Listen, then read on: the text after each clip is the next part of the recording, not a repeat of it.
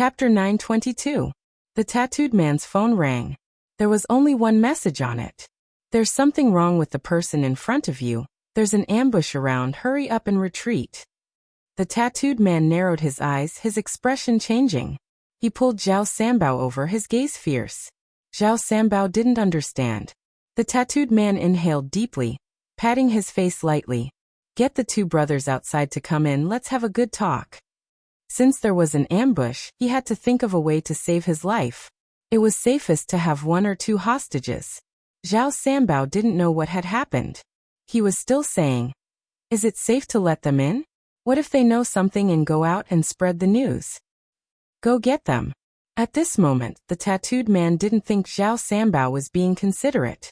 Instead, he felt that there was something wrong with his identity, which was why he didn't want innocent people to be implicated. Zhao Sanbao didn't mind. He walked out and waved towards them. Qin Mo threw the cigarette butt into the rubbish bin, his voice calm. There's something wrong. Indeed. Bojio's gaze dimmed. The two of them stuffed a hand into their pockets, walking through the sand, looking suave. Zhao Sanbao was still thinking about how to get the goods. He hadn't expected his two underlings to enter. Someone locked the door behind them. Kucha. The tattooed man glanced up at the three of them, his gaze sending a chill down Zhao Sanbao's spine. Brother Long, this is... Before Zhao Sanbao could finish his sentence, the tattooed man whipped out a gun, causing his face to turn pale. Brother Long. The tattooed man was still wearing a mask, speaking slowly. There's something wrong with one of you. Zhao Sanbao instinctively turned towards Bojio and the others. Brother Long, I'm stupid. I really didn't expect them to be suspicious. The person I'm talking about. The tattooed man raised his hand. You. Zhao Sanbao's legs turned to jelly when the gun was pointed at him. When he had been transporting the drugs, he hadn't considered the possibility of being devoured by the evil dragon. Brother Long, how could there be a problem with me? The tattooed man didn't listen to him at all. He said coldly, search him. Yes. The person next to him pressed Zhao Sanbao against the wall and scanned his body with a seemingly simple, but professional metal scanning device. Beep beep beep. When the voice rang out, Zhao Sanbao had no idea what was going on. What is this? The tattooed man's eyes turned cold. And you say you're fine? There was a cracking sound. His shoes trampled over it heavily. Listen to me, Brother Long, you. Bang. Before Zhao Sanbao could finish his words, the bullet directly pierced through his chest. It was as if killing a person was nothing to the tattooed man. However, he did not want to make a move here. After all, this was not the Golden Triangle. It would be very troublesome to be targeted by the police. However, Zhao Sanbao had been in contact with him for too long. If he had really been bribed by the police and revealed his information, it would not be safe. It was better to kill him. At this moment, Bojio and Qin Mo didn't move. They were like two inexperienced kids who were shocked by the situation in front of them. Boss, what do we do after we catch them? The person at the side asked. What about the two of them? The tattooed man wiped his gun. Scan them too. See if there are any problems. Yes. When the scanner slid past Bojio, Qin Mo's gaze wavered slightly. Boss, there's nothing. Boss, there's nothing. Nothing? Even Qin Mo arched a brow and looked towards the youngster. No one else could see their exchange of glances. Bojio lowered her head. She didn't say a word, but the smile that covered her trembling lips showed that she had been prepared for this. That's right. The tapping device on her body had already been transferred to the underling when he pushed her into the room. And without anyone noticing, the tattooed man glanced at Zhao Sanbao, who was lying on the ground. Carry this person out. Lock the two of them up as hostages. There are police outside. They can be used as life-saving amulets. If the tattooed man had seen Qin Mo before, he would never have made such a decision. He would never make such a decision. Instead, he would just raise his gun and kill him. It was a pity he didn't know how difficult it was to deal with the two people he had decided to tie up. The Key Case Investigation Unit saw everything that happened here, including the gunshot. At this moment, none of the crime squad members had reacted as deeply as Director Huang. How had he noticed something was wrong? And it was Qin Mo who had thrown out the bait. When Qin Mo and the others had just arrived, they had sent him a message, asking him to create an identity for Zhao Sanbao and announce it to everyone, saying that he was a police informant. The news had only been out for a short period of time, and the other party had already found out about their actions. What did that mean? It meant that everything was as Qin Mo had said. There was a problem in the crime squad. Director Huang's gaze dimmed. His mood wasn't good enough. At this moment, the newly arrived criminologist was still boasting. Now that there's a problem with the informant, it's enough to show how cruel the drug trafficker is. I'll ask my friend in America to investigate his background. However, based on the analysis of his behavior, a typical local wouldn't be so cruel. He looks like a desperado, so we must not let him escape. As for the 2 hostages, go and check if they're really innocent. Who knows, it might be a trick played by the other party. Director Huang bolted upright. We have to ensure the safety of the hostages. Everything else is a small matter. Are you saying that such a huge drug trafficking case is a small matter? The psychologist questioned before raising his hands. I understand. We have to protect them first. Let's talk about the rescue plan. Director Huang knew that he wasn't on the same wavelength as the foreigner, hence, he alighted from the command car, heading towards the scene. In the simple house, Qin Mo and Bojio were tied together with a rope. Their legs weren't tied because they still had to be brought along. Boss, what should we do? Are there policemen everywhere? One of them seemed to be panicking. The tattooed man raised his gun, leaning against the window as he watched the commotion outside, his lips curling into a vicious smile. Get a megaphone, we can negotiate with them. The man obeyed, his palms sweating due to his nervousness. What are you afraid of? Don't you know how many bombs are buried around here? A vicious glint flashed past the tattooed man's eyes. We'll blow up anyone who enters. Bojio and Qin Mo, who were tied together, glanced down. They seemed to have a telepathic connection. Their gazes were in the same direction. It was a small remote control on the table. There wasn't a television or air conditioner in the room. This meant that the remote control was the key. Bojio and Qin Mo had always done things differently. If not, Bojio wouldn't have changed Director Huang's arrangements and moved the listening device. The tattooed man's words were clearly heard by Director Huang. This time, only Director Huang could hear the contents of the listening device. Hence, it was a top secret. But it was this sentence that sent chills down Director Huang's spine. He immediately turned to the people who were about to rush in. Stop the mission, stand by. What's the situation? Director Huang, we have to hurry to save the hostages and catch the culprit. Time is of the essence. The new criminologist was dressed in a suit, looking out of place. Director Huang knew that there was a spy in the crime squad, but he couldn't reveal the fact that there were bombs in the construction site. Because once he revealed it, the other party would suspect young Master Qin and the youngster's identity. If they were hostages, there wouldn't be any danger. But if they were from the police, the tattooed man would definitely kill one of them. But if they didn't say anything, how were they going to start the rescue? Or, could they only trust in that person's ability? They weren't sure where the bombs were buried. But there were more than 30 workers at the construction site. Even if they wanted to evacuate, they would need time. The radius of the explosion couldn't be predicted. What was more worrying was the kindergarten beside the construction site. Director Huang reached out to grab the few strands of hair he had left. Report to the higher-ups, it's classified. I'll report the current situation to General Qin. They had to send the special forces over. Then they would choose a long-range kill. They needed a sniper. However, before Director Huang could pick up his phone, a special forces soldier dressed in camouflage jumped down from a Land Rover, carrying a long black bag on his back. Director Huang. You are. Director Huang couldn't remember such a person. The special forces soldier was a man of few words. Aardwolf, young Master Qin sent me over. I think Director Huang needs a sniper. With that, he reached his hand out, allowing Director Huang to take a look at his unit number. It was the lightning symbol. Only those in high positions would know what it meant. It was the symbol of the International Special Forces. Why was it here?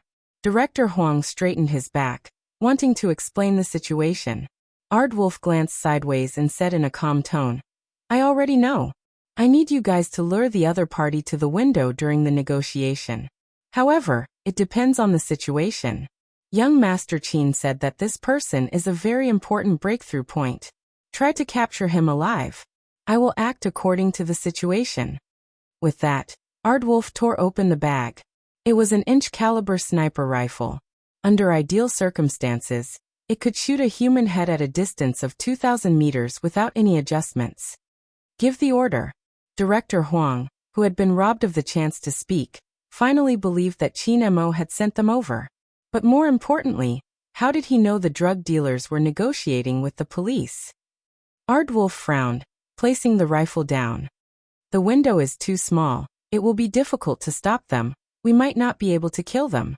Director Huang's face fell. There are schools nearby. Director Huang. Aardwolf lowered his voice. At such a time, we can only trust young Master Qin. Director Huang stilled. Indeed, at such a time, he could only trust that person. He was the person who could single-handedly subdue a serial killer when he was still in high school. The new criminologist also recognized the gun that Coyote was carrying. At this moment he was much quieter. Hence, he became much quieter as he realized something wasn't right. It was obvious that his realization had come a little late. No one in the simple house cared about the two people who were trembling in fear. The tattooed man had a total of 5 subordinates, all of them moving the goods and money. Be it the money or goods, it was a staggering amount. They were packed in luggage, piling on top of each other. Hence, they wouldn't notice the blade protruding from Bojio's sleeves. The blade was small, but it was useful in such a situation. The only person who noticed the youngster's movements was Qin Mo. Both of them had a tacit understanding.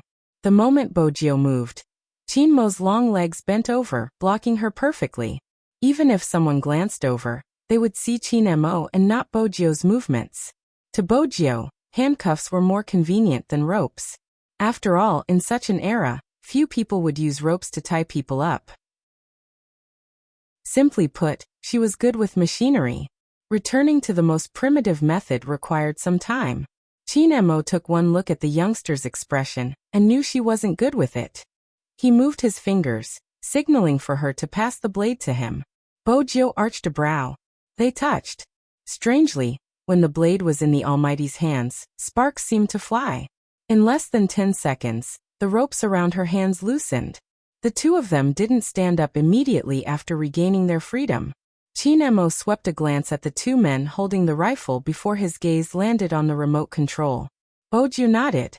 The next moment, they stood up simultaneously. The person closest to them was about to raise his gun when Qin Mo swept his long legs and leaned forward. The blade landed heavily on the person's wrist that was holding the gun. Ah! The person screamed in pain, attracting everyone's attention. The other man also raised his gun, but it was too late. The young man raised his leg and kicked the man's right hand accurately. Then with a loud crack, the other party's knees bent, and he fell to the ground. After that, the two of them dodged to the left at the same time. It was because the tattooed man had turned around and fired 2 shots at them. The youngster's movements were always beautiful and smooth. The tattooed man cursed. His first reaction was to reach for the remote control. At this moment, Qin Mo was already holding the gun. Just as the tattooed man was about to raise his hand, he fired a shot. Bang! The gunshot fired in all directions. The tattooed man retracted his hand in pain. The youngster kicked the wall with her long leg. Using the recoil, she pounced forward, her palms on the table. With a somersault, she managed to grab the remote control. Chapter 923. There was a loud swoosh. It came from the blade in Qin Mo's hand. When it flew out, it was bound to cut his fingers. Otherwise, there wouldn't be a point of impact. But it was the wrist that was holding the gun that was cut. Ah! A painful cry rang out. The two men held onto their right hands, just as they were about to raise their guns again. Qin Mo's gun was pointed at the tattooed man. Qin Mo's gun was already aimed at the tattooed man on the ground. He stood there, his left hand holding the gun. His right hand was dangling, blood dripping from his fingertips. However, this didn't affect his unique nobility. You don't want your boss to live? They were just 2 underlings after all. The moment they saw their boss being pointed at with a gun, they froze on the spot. The tattooed man clenched his teeth tightly. Even the remote control had fallen into the hands of the other party. This matter had cut off his last path of escape. His face was filled with unwillingness and hostility. Who exactly are you? Be it the youngster's skills or that beautiful flying knife, it wasn't something an ordinary person could do. They weren't even policemen. The tattooed man hadn't expected to land in someone's hands. He had been living a carefree life for so many years, and had never suffered a setback. Moreover, he was in a continent with such low efficiency. Even though it was difficult for them to move the goods in terms of safety, in terms of skills and setup, as long as it wasn't the special forces, no one would be able to do anything to them. Outside the simple room, Director Huang was still worried. He could still hear sounds a moment ago, but after the gunshot, there must have been a problem with the listening device, as all he could hear was the sound of gunshots. But he had forgotten that they had a sniper. Aardwolf saw everything through the hole, calmly placing his gun down. Young Master Qin has gotten the remote control. The drug traffickers are under control.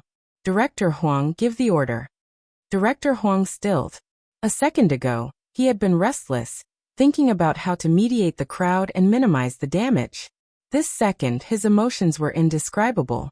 How strong were the two youngsters to be able to survive in such a short period of time? Director Huang didn't waste any time, giving the order immediately. The crime squad members split into two groups, rushing into the simple room. Aardwolf, who had set up his sniper rifle, had already left the scene, as if he had never been there. In the Land Rover, the man with the code name Magician wasn't in disguise today. He was dressed in military camouflage and looked extremely handsome. Where's young master? I'm fine. Aardwolf's answer had always been concise. Magician pursed his lips. I say, can't you say something more? For example, what's the situation with young master? Do we need to follow up, or? Coyote glanced at him and interrupted. Retreat. It wasn't because of anything else but the silver-haired youngster's light chuckle.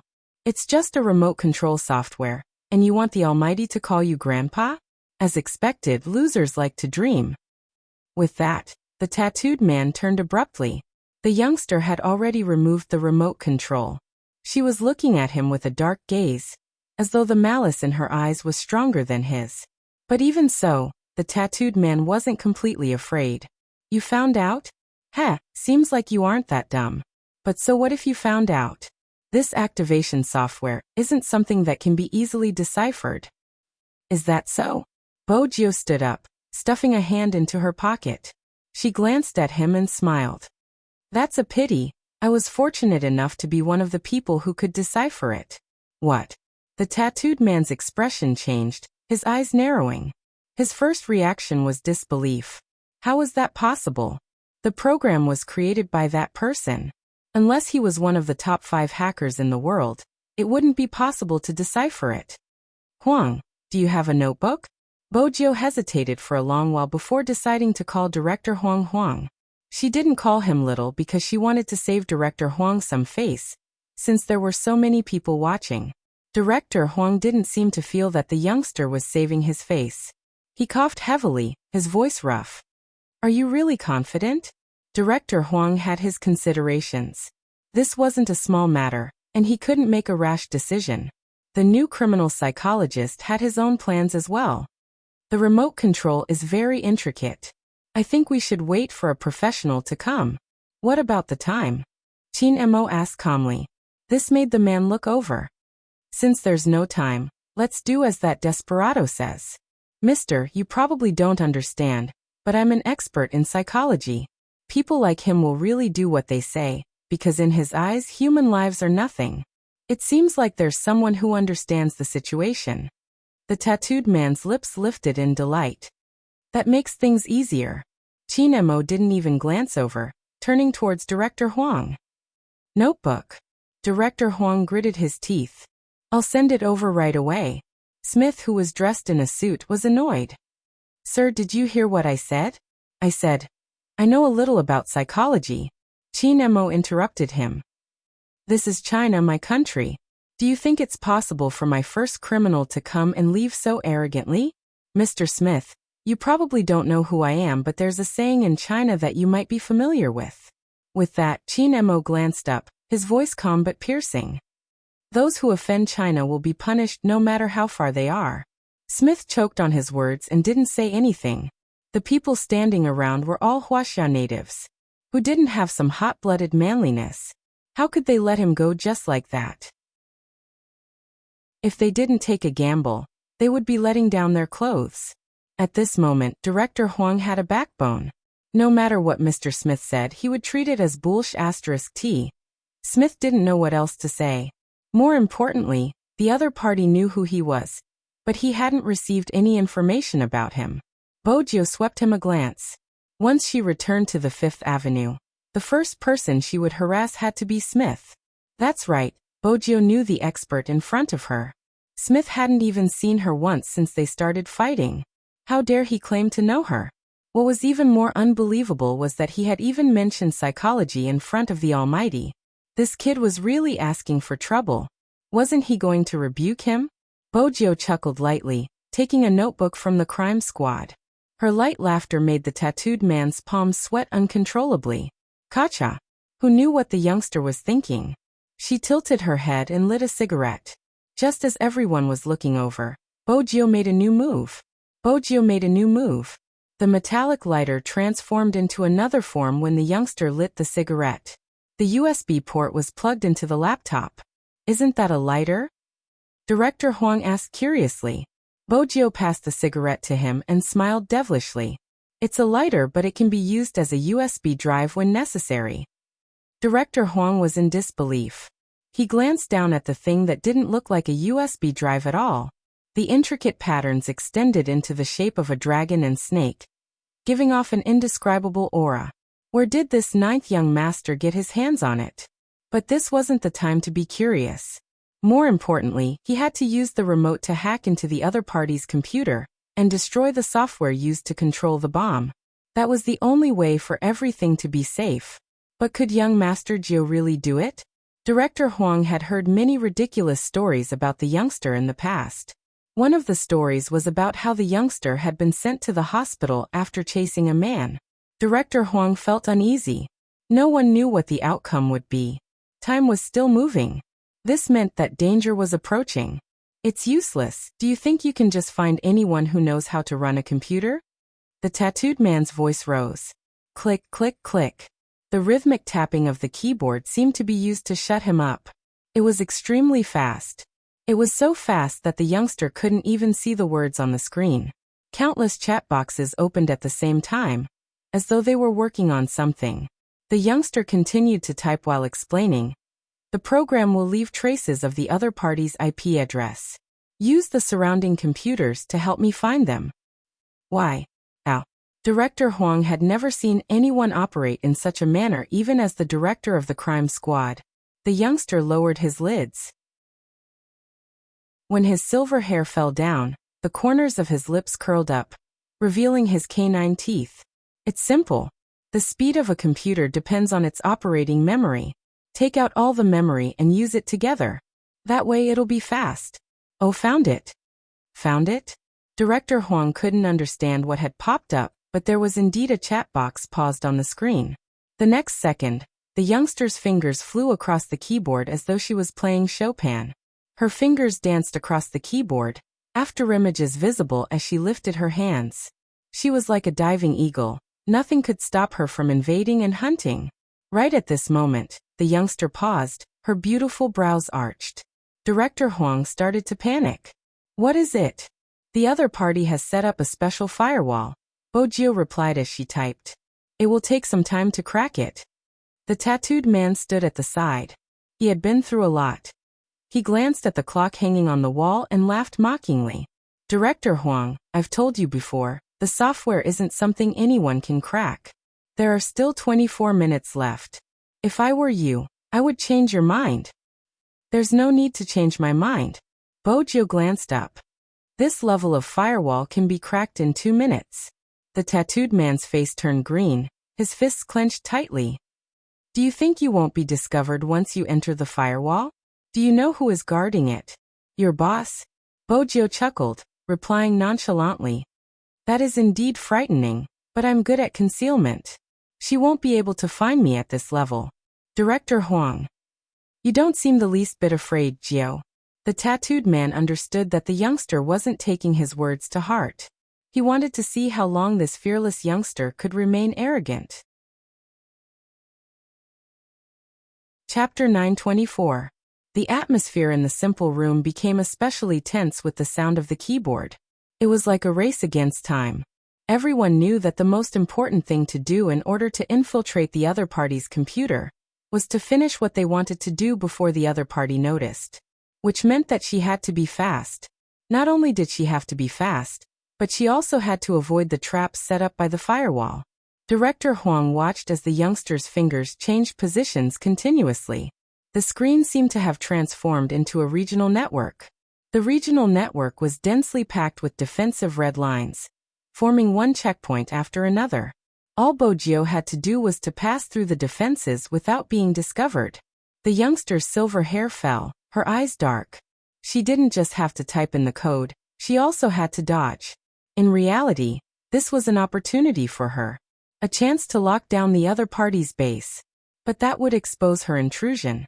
Hence, Bojio didn't check the region. Instead, she flew towards the hard drive.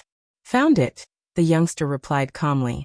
The tattooed man glanced up abruptly, his lips turning pale. That's impossible. Nothing is impossible. Bojio typed in a few codes to destroy the hard drive before pressing the spacebar. Director Huang watched as the other party's hard drive appeared on the screen. This was remote control, wasn't it? 1 minute. Bojio glanced at the time displayed at the side. The software required time to destroy, and once discovered, the firewall would be reactivated, and it would take a lot of effort to attack. This meant that this minute was crucial. The tattooed man clenched his fists, breaking into a smile. You will definitely be discovered. Do you think it will be that easy? It seemed as though he was trying to prove his words. Suddenly, the laptop in Bojio's hands started beeping. The alarm caused everyone's heart to skip a beat. This is... Director Huang's expression changed. The tattooed man laughed heartily. Once the software is destroyed, the host computer will react and hunt down the intruder. I believe that since you know computers, you should be able to understand what I'm saying. Anyone could understand his words, even those who didn't know how to use computers. Director Huang placed his hand on the edge of the table, his brows furrowed as though he was trying to come up with a solution. Smith let out a long sigh. It seems like the god of fate isn't on our side. Director Huang, this isn't the time to be stubborn. Safety is the most important thing. If an explosion were to happen here, not only me, even you, as the person in charge of this case, would be fired. I haven't finished my game yet. What are you yelling for? She didn't even lift her head as she continued to tap on the keyboard, gesturing for them to look at the screen. The strange thing was that the destroy bar that had paused for a moment actually started working again. This is impossible. You should have been discovered. Otherwise, the alarm would not have rung earlier. The tattooed man's eyes widened. That's impossible. Bojio remained expressionless. Indeed, it was discovered, but it was the other IP addresses I set up. The firewall blocked those IPs as well. When your boss cleared those IPs, it would be enough for me to destroy the program. Didn't I tell you that I'm an expert in concealment? The tattooed man did not believe that such a technique existed. However, in the apartment on the other side of the computer, when the girl discovered that the IP address had been invaded, she sneered. Her fingers were flying, and after quickly eliminating one, she was about to teach the other party a lesson. However, he discovered that another attacking IP had appeared. The girl's eyes darkened, and she began to change her target. However, when she went over to clear it away, she discovered that it was just a remnant shadow. It was like a shadow clone in a game. He had clearly struck the other party's shadow, but when he finally reacted, he realized that he had only struck the other party's shadow. No one knew where the real person was hiding. At the end of the day, it was all because of the young man's amazing hand speed and hacking skills. The installation bar was running bit by bit, and it had already reached 90%. This number caused the tattooed man to shut his mouth. He had a strong build, but at this moment, his eyes were trembling as he thought about the possibilities. How could this be? No one should be able to break through boss's defense system. At this moment, Bojio's left hand paused. This meant that the hunt was over. Her right hand pressed the spacebar, and with a click, she lifted the corners of her lips, spitting out 2 words. KO. Buzz buzz buzz. This time it wasn't Bojio's laptop that was buzzing. Instead, it was the main computer in the apartment. The girl's hand landed heavily on the black screen. Even now, she still wasn't sure what had happened to the firewall. Check, what was the other party attacking? The girl narrowed her eyes, her gaze deep and frightening. Who exactly was it, challenging her authority over and over again? The tall and slender man immediately activated the device. After less than 10 seconds, he lifted his head. The explosion program has been destroyed. Explosion program? The girl stilled, realizing the problem. She picked up her phone, dialing a string of numbers. The tattooed man's phone rang, but he wasn't in the mood to pick up the call. The countdown timer had stopped, which was a devastating blow to him. Just because he wasn't in the mood to pick up the call didn't mean it wasn't picked up. Chinemo walked over, picked up his phone and pressed the answer button. The girl wasn't stupid. Once she snapped back to her senses, she realized she shouldn't have made the call. She hung up immediately, removing the card from her phone. The tall and slender man watched her actions, his heart filled with unease. Something happened to the goods, it should be the crime squad. The girl tightened her grip on the phone, her voice heavy. Don't worry, I'll inform him, he will be fine. It's time to push our shield out. Look for Rao Rong, talk to him seriously, ask him if he still wants to save his father. Yes. The tall and slender man's features were sinister. Now that his expression had sunk, a menacing aura emanated from him. They better not go overboard, or he would kill them all. The girl knew what he was thinking. Don't be rash, the crime squad is only so powerful because of Chinemo. But after this, his power will be completely taken away. Without the sales point, it won't just be our profit that's affected. But we have to find out who exactly is messing with my business. The countdown timer stopped. Inside the simple room, the tattooed man glared at Bojio. Who exactly are you? A high school student. The youngster stood up, stuffing a hand into her pocket, a devilish smile on her face. You don't have to call me Grandpa. Daddy will be teaching you a lesson for free. You. The tattooed man's face contorted when he heard the term daddy. He wanted to retaliate but was stopped by the crime squad members behind him, pulling him into the police car. At this moment, Smith seemed to be in deep thought. Bojio paused for a moment. She thought that the other party had some information about her, and would suspect her. Unexpectedly, he laughed, looking at her.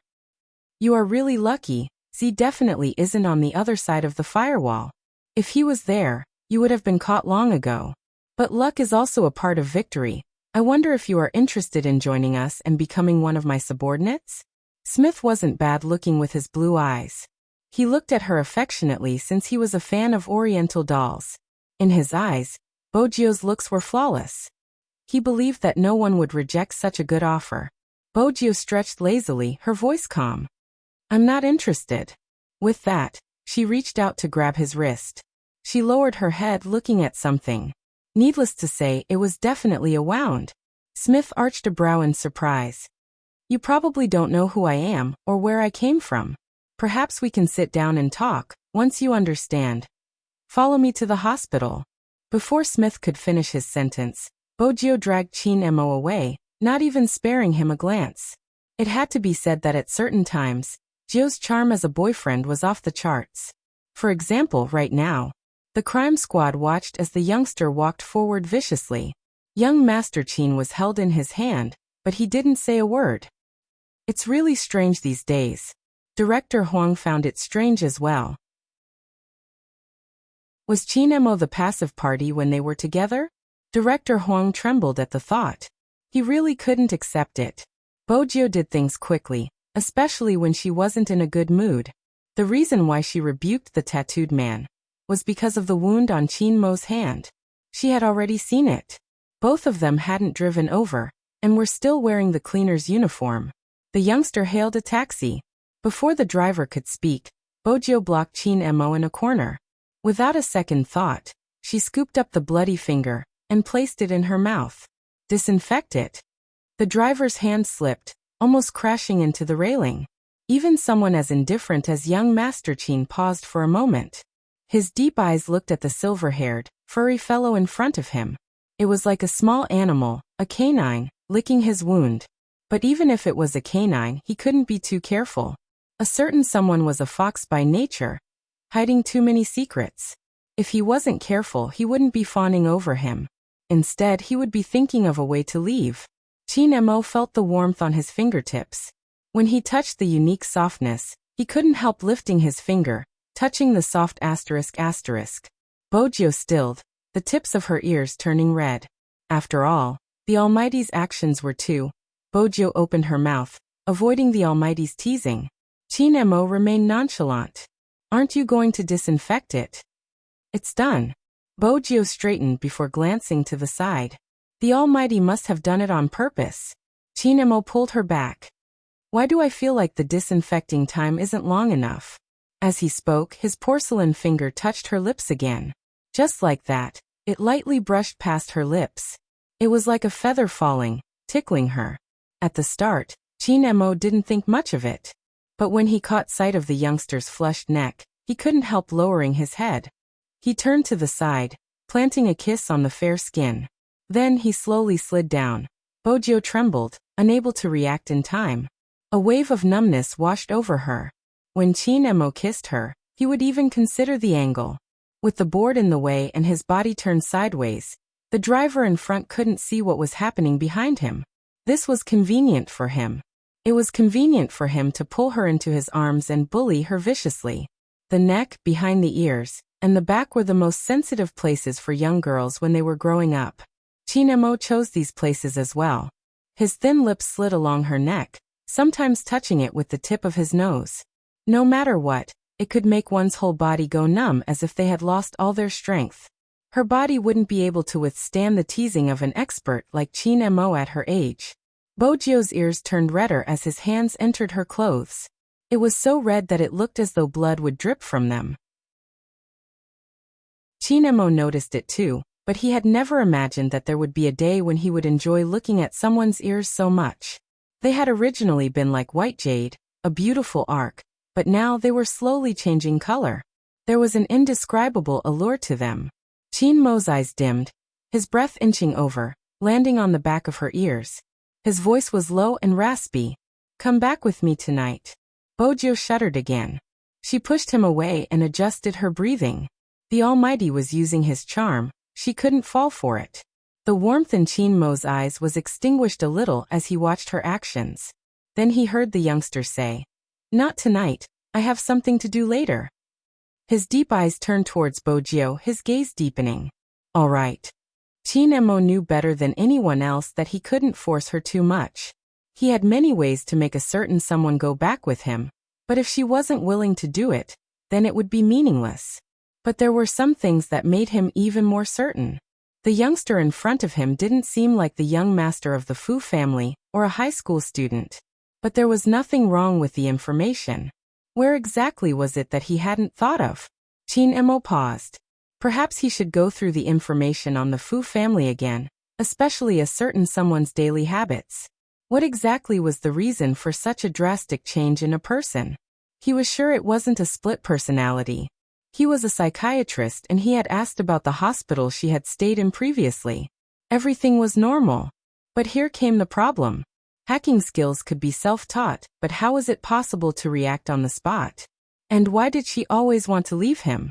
Was there someone more important waiting for her? Chapter 925. The moment they alighted, Bojiu's boyfriend Aura returned. The doctor glanced up for the third time. It's a small injury, there's no need to stay in the hospital. Just make sure it doesn't come into contact with water.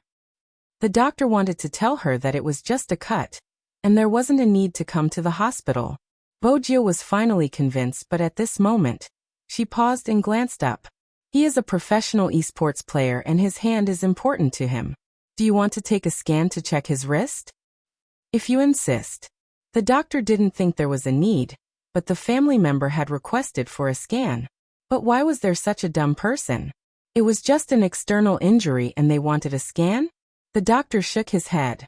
Chin Emo reached out to take the pen from the doctor's hand, his voice calm. There's no need, just prescribe some medicine for external injuries. The doctor let out a long sigh. Fortunately, this person still had some sense.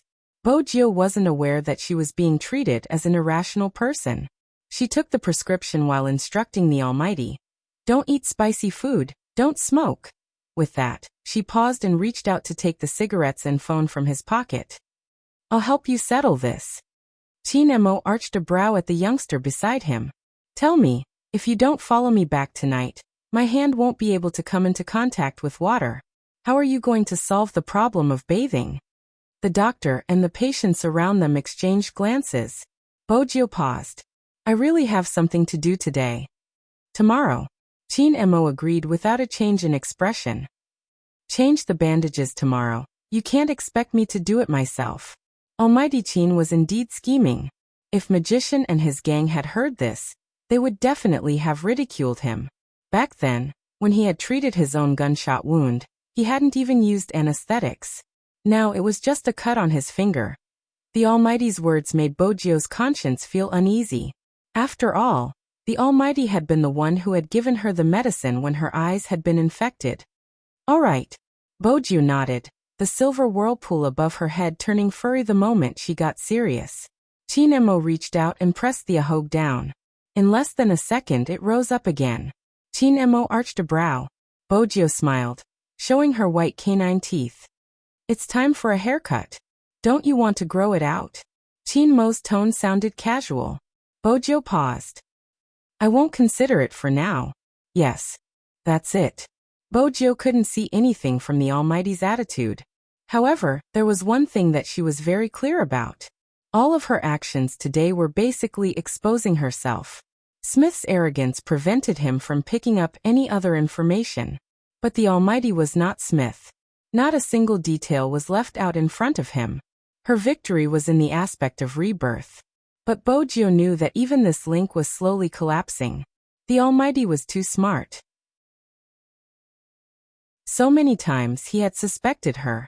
If one day, the Almighty was no longer rational and wanted to transfer his soul, then she would really have to face his resistance and rejection. Bojio's fingers stilled. Because of this, she couldn't bring herself to talk about her childhood. At the start, she had wanted to ask the Almighty if he had any good friends when he was young. But now, she would rather he hadn't thought about it. That way, at least some decisions wouldn't be as painful. For instance, when he had to capture her personally. Bojio smiled, stretching lazily. That was why she had to run ahead of time. She didn't want to be enemies with the Almighty. According to Chin Mo's personality, after this incident, he wouldn't give her complete freedom even if he had to return home. After he boarded the Land Rover, he instructed calmly, follow young Master Jio and find out where she is going. Yes.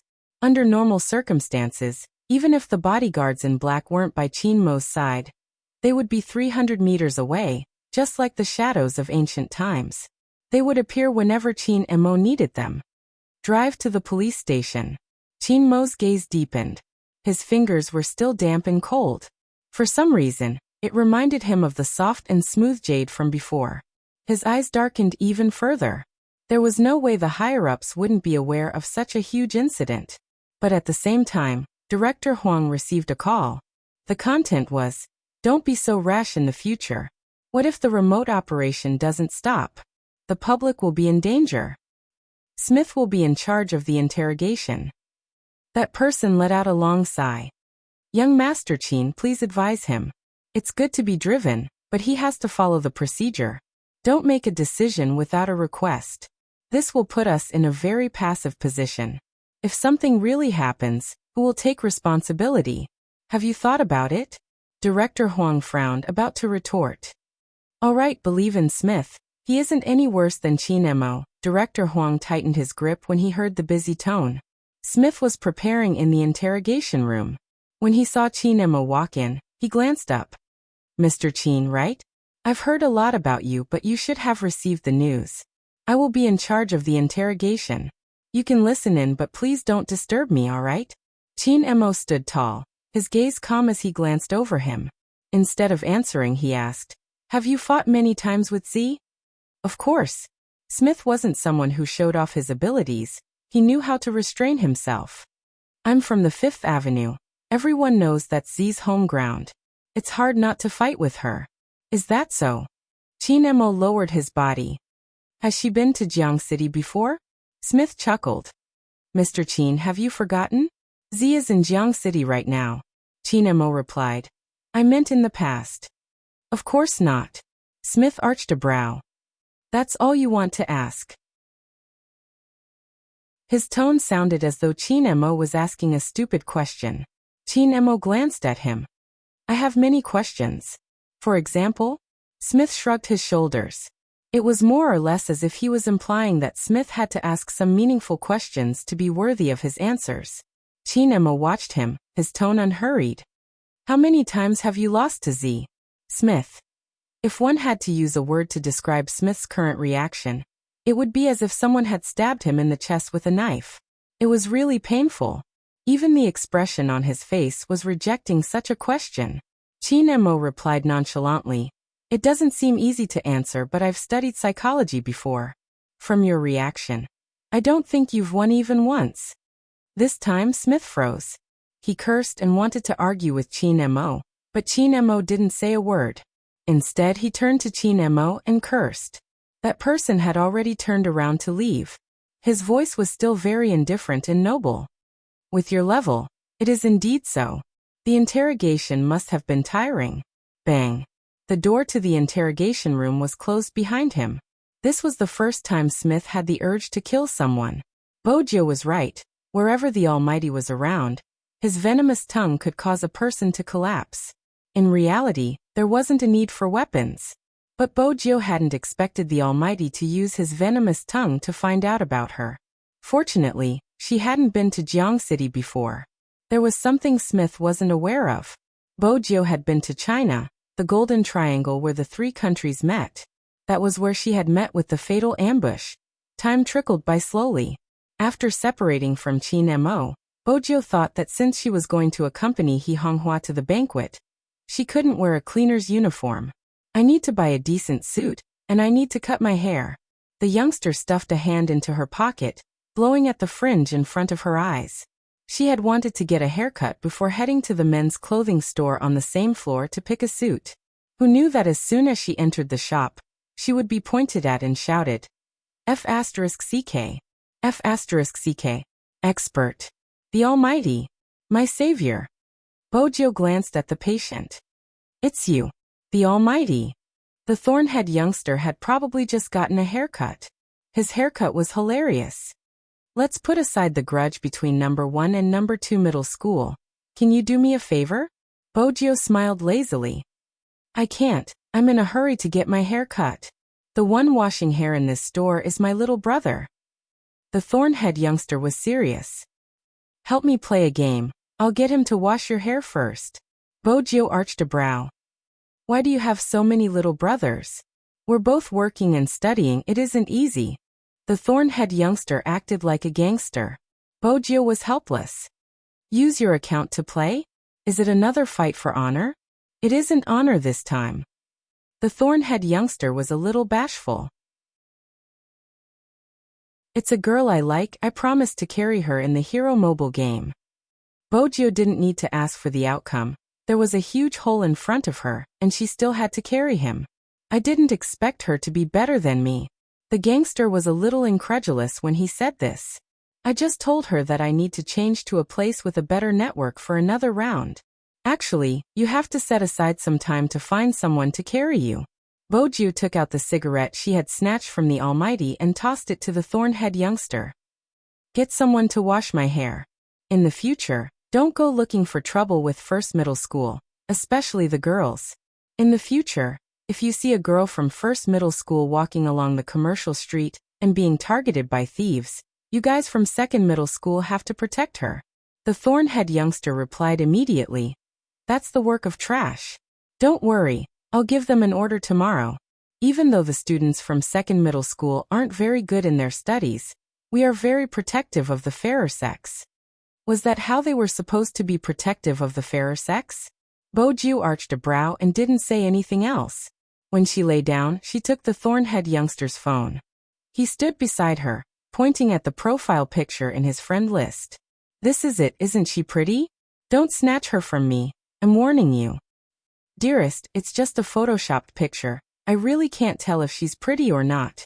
Even if she's pretty, can she be as pretty as Almighty Qin? Bojo thought to herself. Even if she liked someone, she would prefer the prettiest one. What was this? If an ordinary person heard this, they would definitely feel that there wasn't any comparison. It was a guy and a girl. But he was still a Chinibyu. You don't say. Young Master Qin is indeed handsome. The Thornhead youngster replied seriously. Bojo took the opportunity to enter the game, preparing to play casually. However, he had a request. You have to choose an assassin later.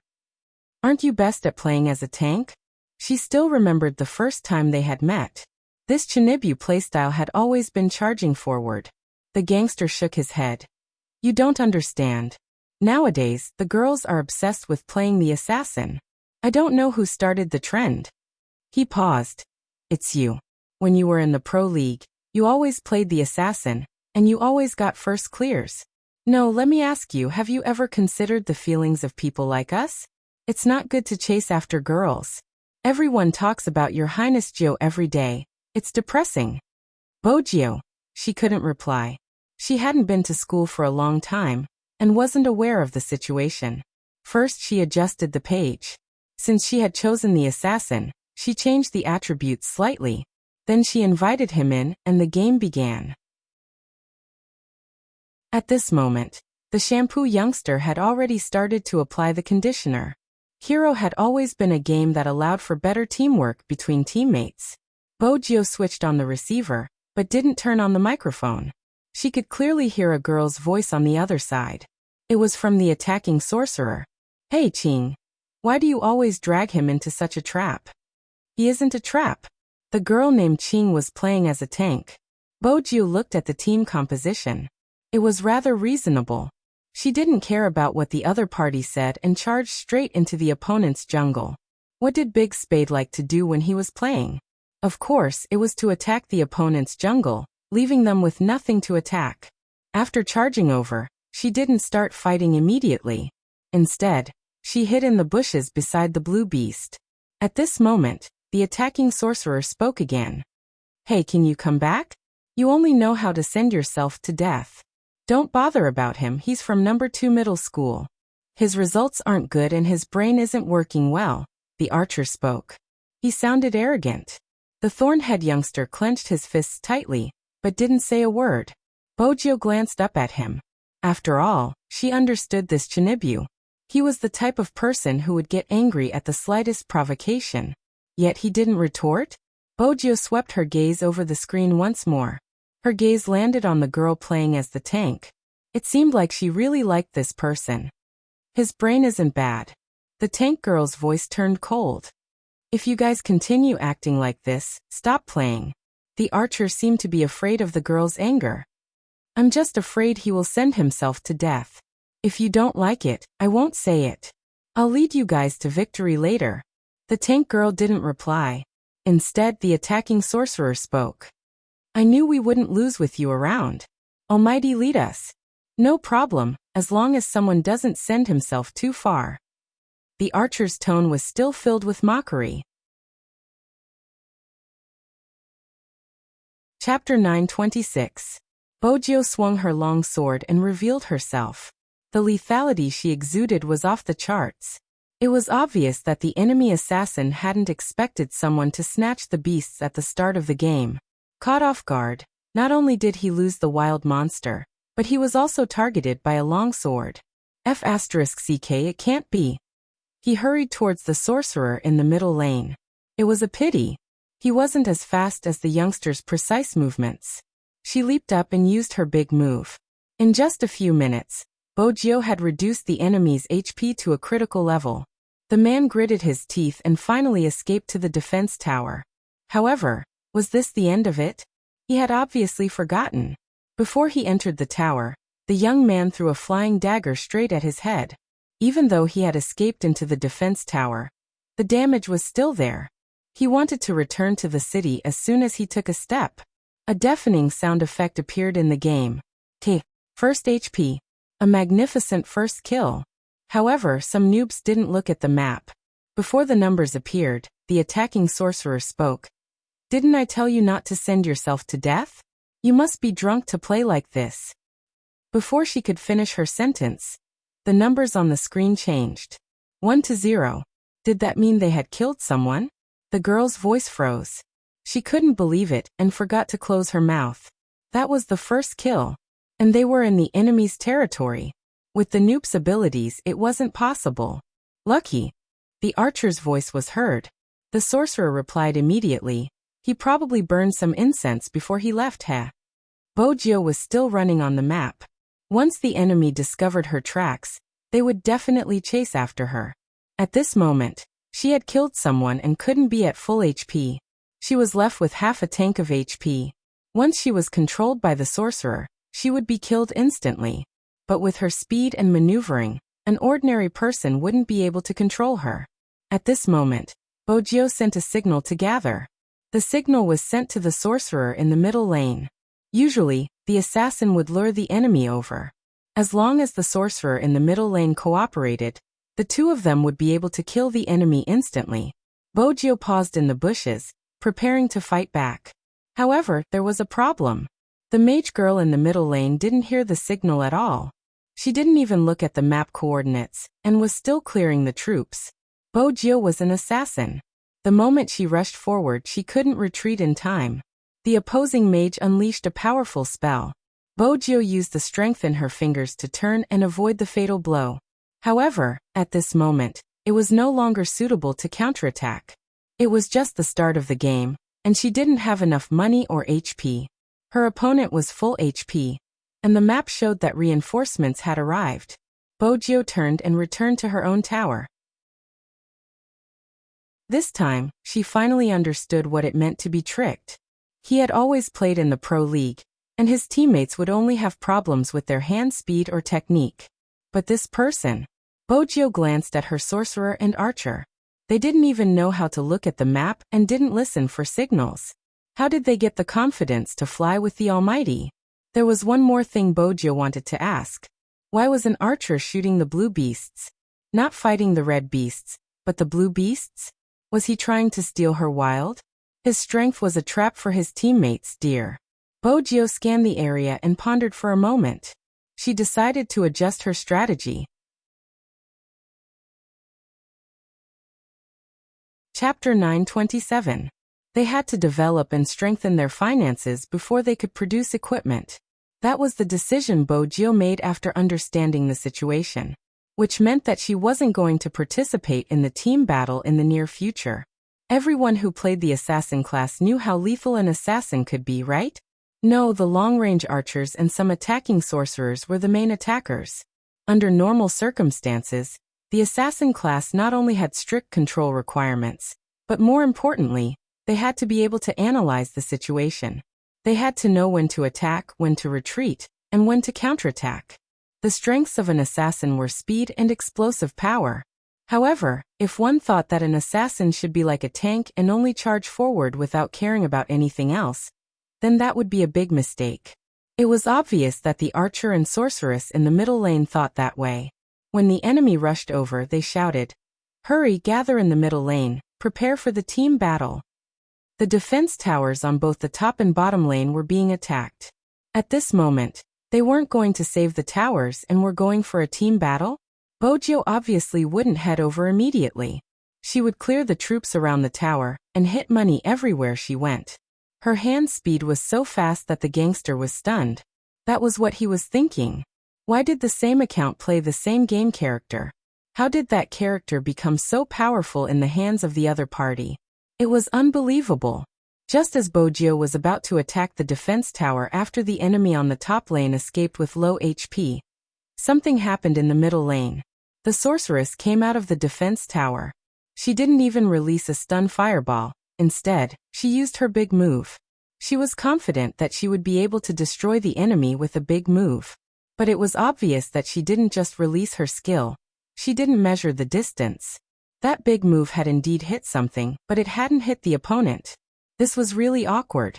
Such a low-level mistake in the game. Seriously, she didn't know what to say.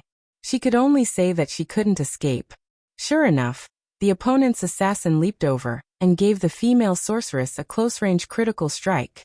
Together with a stun from the archer, the female sorceress was killed in less than 2 seconds. Bojio's 1v0 became a 1v1. It was a draw. The male archer ignored the tower and ran towards the city with full HP and mana. As he ran, he asked, "Where's the assassin? Don't you know about the team battle? Do you have to do this?" Bojio couldn't be bothered to say anything to those who abandoned their towers when they were full of health. She skimmed over from the wilderness and jumped into her defense tower. She cleared the troops, protected the tower, and earned money. She did everything without any delay. Then, she jumped to the right and continued to kill monsters in the wilderness. She continued to increase her finances. Seeing this, the female magician's voice was filled with anger. "Why are you still fighting monsters at a time like this? Don't you know how to team up? Do you even know how to fight?" The girl who was playing the tank couldn't help but say, "Assassins need wild monsters the most. You guys just need to defend the tower. Don't form a party first. We don't need a party in the early stages." "Then he's too much of a scammer." The female magus voice was still unhappy. "If this goes on, we'll be dragged down and lose." Bojio arched a brow as she held onto the red beasts. She only had time to type one word. Oh. It was that "oh" word that made the female magician so angry. Chapter 928. Forget it. The male archer turned on the voice chat. "He can do whatever he wants. We'll team up and attack the middle lane." The female sorcerer replied confidently, "MMH." She maneuvered her character to move forward. There were 2 opponents as well. It was the same formation, a sorcerer and an archer. The female sorcerer saw the opportunity and immediately used a big move. This time, she managed to catch someone. But the opponent's sorcerer seemed to know how to play. He released a stun fireball and with the help of the archer, he knocked the female sorcerer out on the spot. The next moment he used a big move. Kill. The female sorcerer died again. This time, the male archer didn't run because he was hit by the arrow, slowing him down. He couldn't escape even if he wanted to, seeing that he was about to be killed to critical health. Right at this moment, a sharp blade flashed past. A small knife symbol appeared above the archer's head. The next moment, Bojio appeared like a bolt of lightning, a perfect explosive attack. In an instant, the archer's HP dropped to a critical level. At this moment, the sorcerer used another stun ball. Bojio tilted her body, dodging it perfectly. She threw a flying knife at the sorcerer before sweeping her long sword. Both the archer and sorcerer were on the verge of death. At this moment, their lives were hanging by a thread. Bojio just needed one more move, and she would be able to take both lives easily. However, the male archer wasn't aware of the situation, and continued to attack fiercely. Coincidentally, it was shot by him just like that. The game's music blared. Double kill. The screen showed that the 2 lives were taken by the male archer. Hence, the female sorcerer's tone became even more eccentric. "Look, that's the Almighty. He should learn from some traps and just charge recklessly. It's fine, I'll be watching from the back. Even if he charges into the crowd, he'll still be able to survive." The male archer really believed that he had taken the credit for the double kill. This kid seemed to have forgotten who had saved him when he was almost killed. Why was it the other way around? Bojio glanced over at the thorn-head youngster. Where did he come from? Is that how they play? He's from number 1 middle school. The gangster clenched his fist. That's why I don't like these students from number 1 middle school. But I have to admit that he's very good at playing games. Bojio's lips twitched. You call this good at gaming? He just got a double kill, the gangster said seriously. Bojio arched a brow, her tone calm. He won't have the chance to kill again. Why? The gangster didn't understand. Bojio moved her fingers, clearing another wave of soldiers. Without me he would have been killed. It was a fitting scene. The moment Bojio finished her sentence, News of someone being wiped out came from the middle lane. This time, it was the opponent who got the double kill. The score changed from 3-2 to 3-4. It was obvious that Bojio's team was lagging behind. Not only that, but they also destroyed one of their defense towers. Even the second defense tower was only left with half of its original structure. Fortunately, there was still the girl who played the tank. After returning to her position, she defended the half wall of the tower. The male archer was rather humble. "It's my fault this time, I made a mistake." The female sorcerer immediately said, "It's okay to die once, everyone makes mistakes, unlike some noob who is still fighting in the wilderness while we are in a team battle." But just as the female sorcerer said this, another sound effect played. Bojio killed someone in the wilderness, successfully tying the score to 4-4. "We're really lucky to meet someone with low HP," the male archer said as he looked at the map. His tone was slightly sinister. The female sorcerer was full of disdain. "It's all because you and I beat the opponent to low HP, allowing some noob to take advantage of the situation. No wonder he had to team up with us. He wanted to take advantage of us." Just as she was saying this, Bojio led the troops and jumped to the bottom of the defense tower. Successfully destroying the second defense tower on the top lane. Then, she maneuvered her character into the jungle and disappeared again. Other than hiding in the bushes, what else does this noob know? "That's enough." The female sorcerer was still commenting. The male archer was still confident. "Ignore him, I'm here, there's no need to be afraid." Hence, the two of them started to charge forward. This time, the opponent was alone. It was a 2v1 and the opponent didn't know how to play. The female sorcerer successfully swept the opponent and took a life. "Noob, watch out, this is called a game." As she spoke, she took a step forward. A line of words appeared on the screen. "Tyrant King has been killed." Killing the Tyrant King in the wilderness would double the team's finances and experience. This was beneficial to the entire team. The one who killed the Tyrant King wasn't anyone else. It was the noob that the female sorcerer was talking about, Bojio. Did Spadez's FC King come for nothing? Whenever they wanted to clear a dungeon, they would specially choose the difficult hidden bosses. That was why they shocked Zone C time and time again. At this moment, the male archer was still speaking. "It's normal for an assassin to kill a Tyrant King. If I was an assassin, I would have killed the Beast King by now." Bojio replied calmly, "You can give it a try and see how long you can last before being killed by the Beast King." The male archer could tell that she was being sarcastic. His anger rose. "What do you mean? Are you trying to say that I'm not a good player, and that I'm a noob?"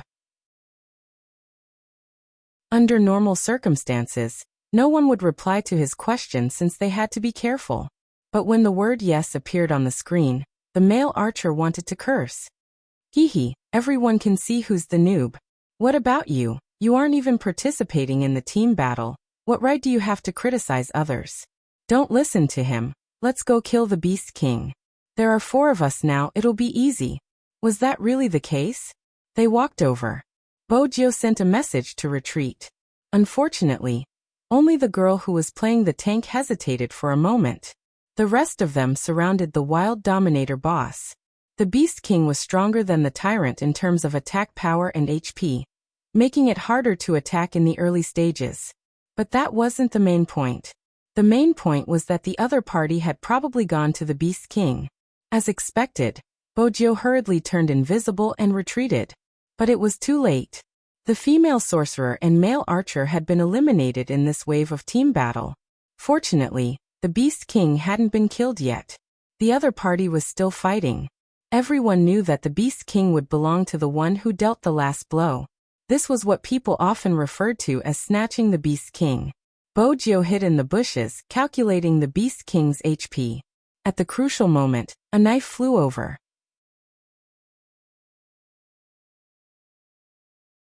Chapter 929. Everyone knew what the consequences of this slash would be. The last attack was full of explosive power. It directly stole the Dominator boss that the other side had worked so hard to defeat, and successfully captured the Wyvern. Damn, is the assassin on the other side using a cheat code? How can you snatch it like this? I've already been killed by him twice. I feel so wronged. Don't be so long-winded. Kill him first. There were 5 Dominator bosses, but none of them had full HP. But there were tanks, long-range shooters, and team control sorcerers, all of them surging towards her. Bojio glanced at the map on her phone but didn't turn back. The reason was simple. There were 2 people on the way back. One was a tank, and the other was a mage. Going back was basically suicide. He moved sideways towards the opponent's wilderness, making use of the bushes and walls in the wilderness to perfectly avoid the long-range cannons fired by the archer. This kid is too bold. Stop him, we must stop this assassin. However, Bojio wasn't going to let them catch her so easily. When she escaped, she didn't forget to throw a flying dagger at them. 2 people were sent flying in a row, and both of them were slowed down by her. He was about to escape. The young man raised his hand, and the towel he was using to dry his hair accidentally covered the young man's eyes. Bojio's first reaction was that it was over. As expected, the resurrected teammates didn't give her any support. They were separated by a wall. One of them was low on HP, while the other was half HP. Both of them had used their ultimate moves on her. In other words, if their archers and mages attacked together, their opponents would be helpless. But no one cooperated. No one even tried to save her. When Bojio sat up, the character on her phone had already revived in the city center. The female mage was still unhappy. Everyone's back. Why did you rush in alone? You'll be surrounded. Li Shui, he stole the Dominator boss. Did you only see him being surrounded? Did you not see him steal the boss? The tank girl was really angry this time. You're the one who used your skills the wrong way, not him. The sorceress paused for a moment, then said in an indifferent tone. So Qing, you still think I'm wrong? Then let him fight on his own. Let's see how many times he'll be surrounded and killed. What the sorceress didn't expect was that when she said those words, Kiran's voice suddenly rang out. Bojio really went alone. At the very least, there were wyverns at the front and troops at the back. It was equivalent to having a tank to help her resist the tower. The defense tower at the bottom lane had been turned into an empty shell by Bojio. The male archer was still in the middle lane. You don't want to join us and still insist on taking the wrong path. I know. The female magus snorted coldly. Looking at the map, the 5 people on the opposite side were all heading towards the pit. He added, they're basically looking for death, all right? No, something's wrong. Instead, someone from the opposing side reacted. It was because he usually watched the pro scene, but now he only paid attention to one thing. That was, the income of this assassin was more than double of theirs. In other words, with the same game character, the opponent's attack power would be much higher than theirs. Don't go. Before he could finish his sentence, the game's music blared. K. Oh, 1 kill. Look, he's dead. The female magus shrugged. And you still say you're not a scammer. But as soon as she finished speaking, her expression changed. That was because the second announcement sounded in the game. Double kill.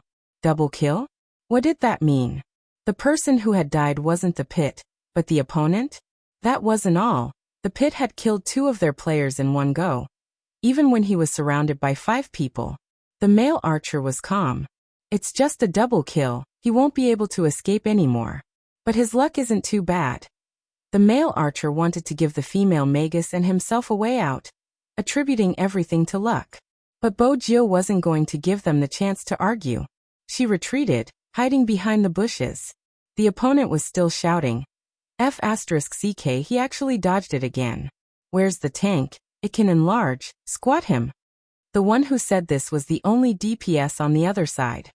He didn't know that the moment he finished speaking, the assassin who had been running to the right shook. After changing his body shape, he stuck close to Bojio and swept her across. All of a sudden, the third in-game sound effect rang out. 3 kill. But that wasn't the end. Bojio tilted her body, the flying knife piercing through, reducing the speed. The opponent's assassin couldn't even walk, much less escape. With a swoosh, the sword landed. 4 kill. This time, the sound effect was different. Be it the other party or the hairdresser, both of them were dumbfounded. The Thornhead youngster's jaw dropped. That works too? Bojo replied, her fingers twirling. The thorn-head youngster reminded her. Aren't you leaving? He's in critical condition. The opponent was a tank, he couldn't move. I won't leave with a dragon. Bojo's phone switched back and forth. She seemed to be changing equipment. The image that flashed by made the thorn-head youngster dizzy. The thorn-head youngster rubbed his temples. Why are you still fighting when he's in critical condition? He's a tank. He doesn't have any big moves left, Bojo replied faintly. The thorn-head youngster was confused. Seriously? How could she remember that? How could she let him have a good time? Sometimes, you won't die if you don't escape, Bojo said, charging forward with her sword. She swept across, catching the opponent off guard. You guys wouldn't understand the hatred between number 2 middle school and number 1 middle school. Who was better? It was a matter of pride. In comparison, he wasn't as good looking as the youngster. After all, pretty boys were trending nowadays. A tough guy like him wasn't cute. But he knew there was something he had to follow. Things should be as they were. He wanted to act cool. Hence, when he saw the youngster, he wanted to win. But at that time, he had thought it through. If he won, he would tell the youngster the truth. Even if he was a bastard, he wouldn't lie to the girl he liked. That was also the reason why Bojo felt this Chinibu was worth befriending. The WeChat discussion group went silent for a second. The next second, the sorcerer girl Li Shue's voice popped out. I knew it. How can a pit like you play so well? Playing games requires intelligence. Li Shue, don't make things difficult for the students from number 2 middle school. It's not easy to find someone to play for him. It was obvious that the person who said this was the male archer. The thorn-head youngster clenched his fists. Bojo glanced over. This is the second time you have to control your temper. I can't help it, they are friends. When the thorn-head youngster lowered his head, he looked like a large dog. Otherwise, with my temper, do you think I wouldn't beat them up? Hee, it's an insult to my reputation as the boss of number 2 middle school. Bojo arched a brow but didn't reply. Just then a voice came from the other side. Where are you now? Outside. The thorn-head youngster's voice was still muffled. Come to my house. The girl's voice was cold, but the words she said were warm. Who wants you to be good at games? Hurry up and study with me. You don't want to go to university anymore, do you? The thorn-head youngster's eyes lit up. I'm going over now. The girl was obviously trying to get back at the thorn-head youngster. Some people are indeed smart, but remember, I like people like you who are a little dumb and a little pit. MH. The thorn-head youngster nodded continuously. Bojo seemed to be able to see a certain Chinibu's ears pricking up. Seriously? Did his lackeys from number 2 middle school know about him? But, from your tone, you two seem to know each other? We live in the same district, but we weren't familiar with each other in the past. We only got to know each other after a while. With that, the thorn-head youngster turned and patted Bojo's shoulder. I heard that you like young Master Qin to the point of insanity. But you still haven't moved his heart, right? Bojo. Who did you hear that from? Is that how you use the adjective crazy? To be honest, I used to despise people like you. What's that called again? Oh right, gay. The thorn-head youngster frowned. But you are different, you aren't a sissy at all. As the boss of No. 2 middle school, I shouldn't be talking to you about this since destroying you has always been our school's plan. But this time it's different. I feel that there's something wrong with number 1 middle school recently. Don't always chase after your almighty and forget your mission as the boss of number 1 middle school. Bojo. What did he mean by mission as the boss of number 1 middle school? This was a conversation between a Chinibu. What problem? Bojo asked casually. The thorn-head youngster caressed his chin. Someone wants to buy the trending searches. It's the girl who played with us just now.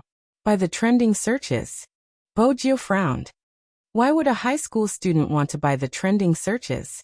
The thorn-head youngster shrugged. I don't know the details, but I know who her target is. It's a web novelist who seems to be depressed. Bojo glanced up. Why are you telling me this? Aren't you an esports idol? The thorn-head youngster pouted. An idol has to display his strength, and let the people who like you learn from him.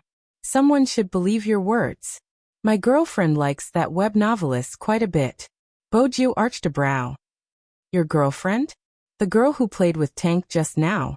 Isn't she pretty? The thorn-head youngster asked shyly. Bojiu replied lazily.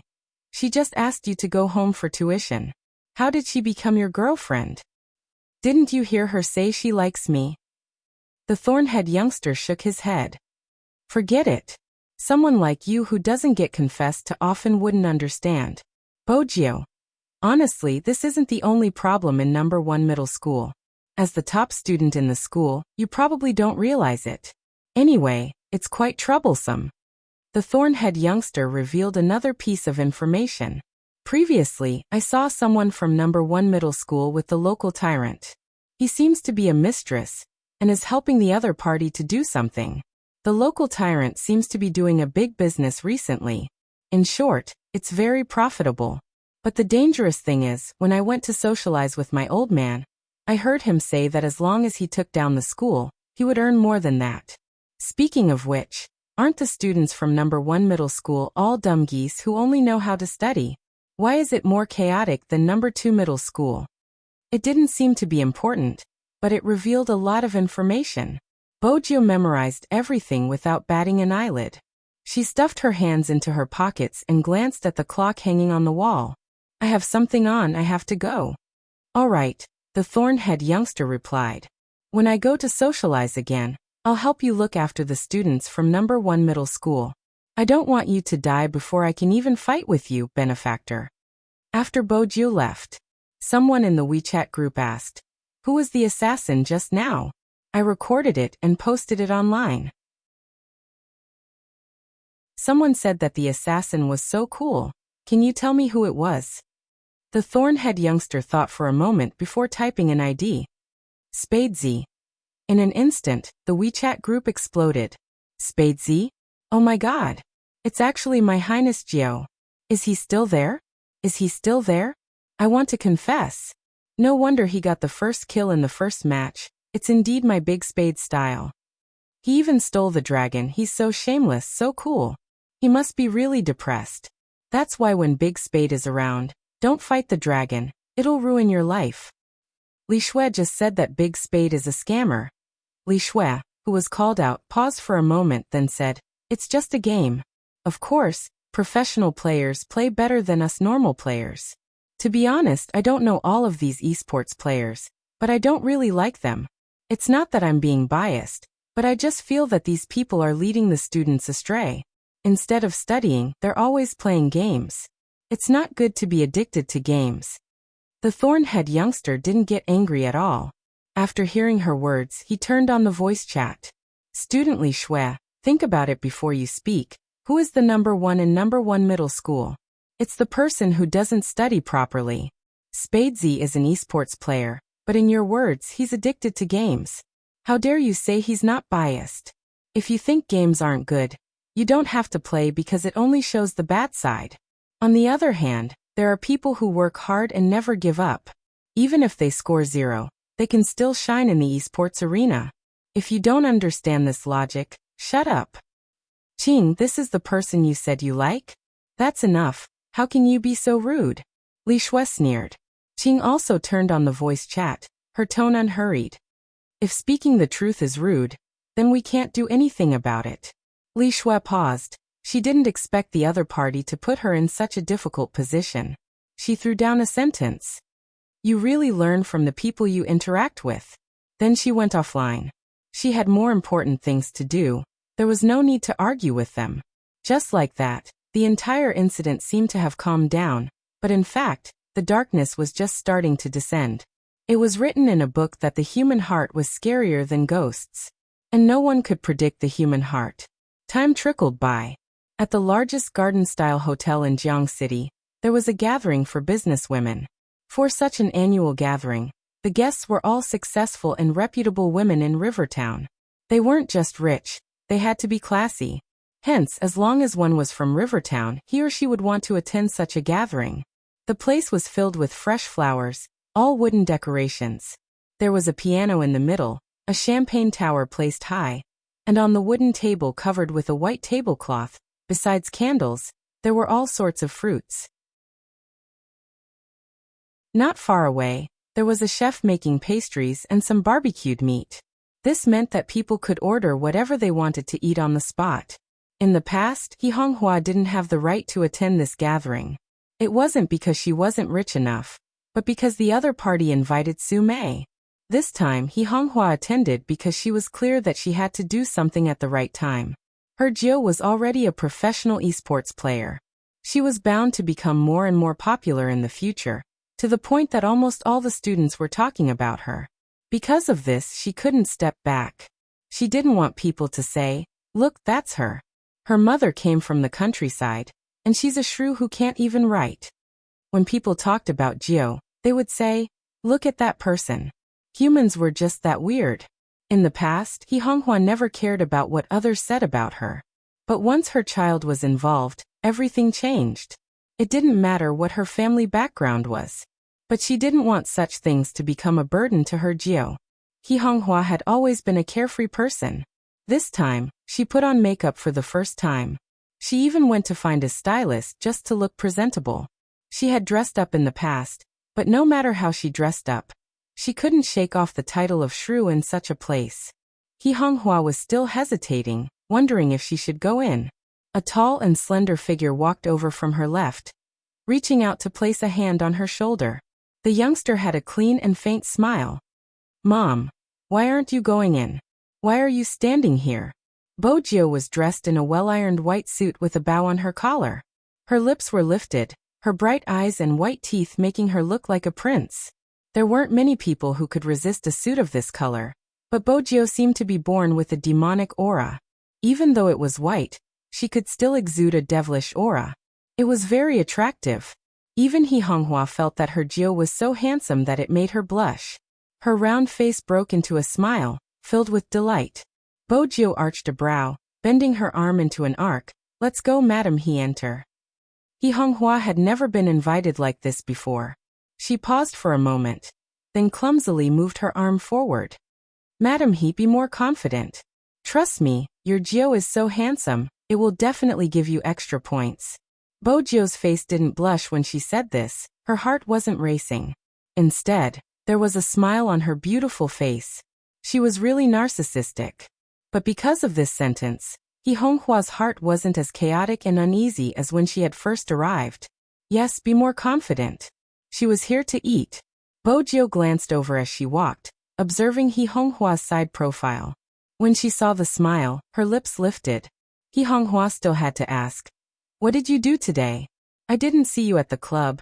Your teammates said you weren't training today." Bo Jiu wasn't going to tell He Honghua about defusing the bomb. She reached out and tugged her suit, smiling devilishly. "I went to buy this and even got a haircut. I'm going to accompany Madam He to the banquet. How can I not bring my own equipment to carry the crowd?" He Honghua laughed. "You child." The moment they entered, they caught everyone's attention.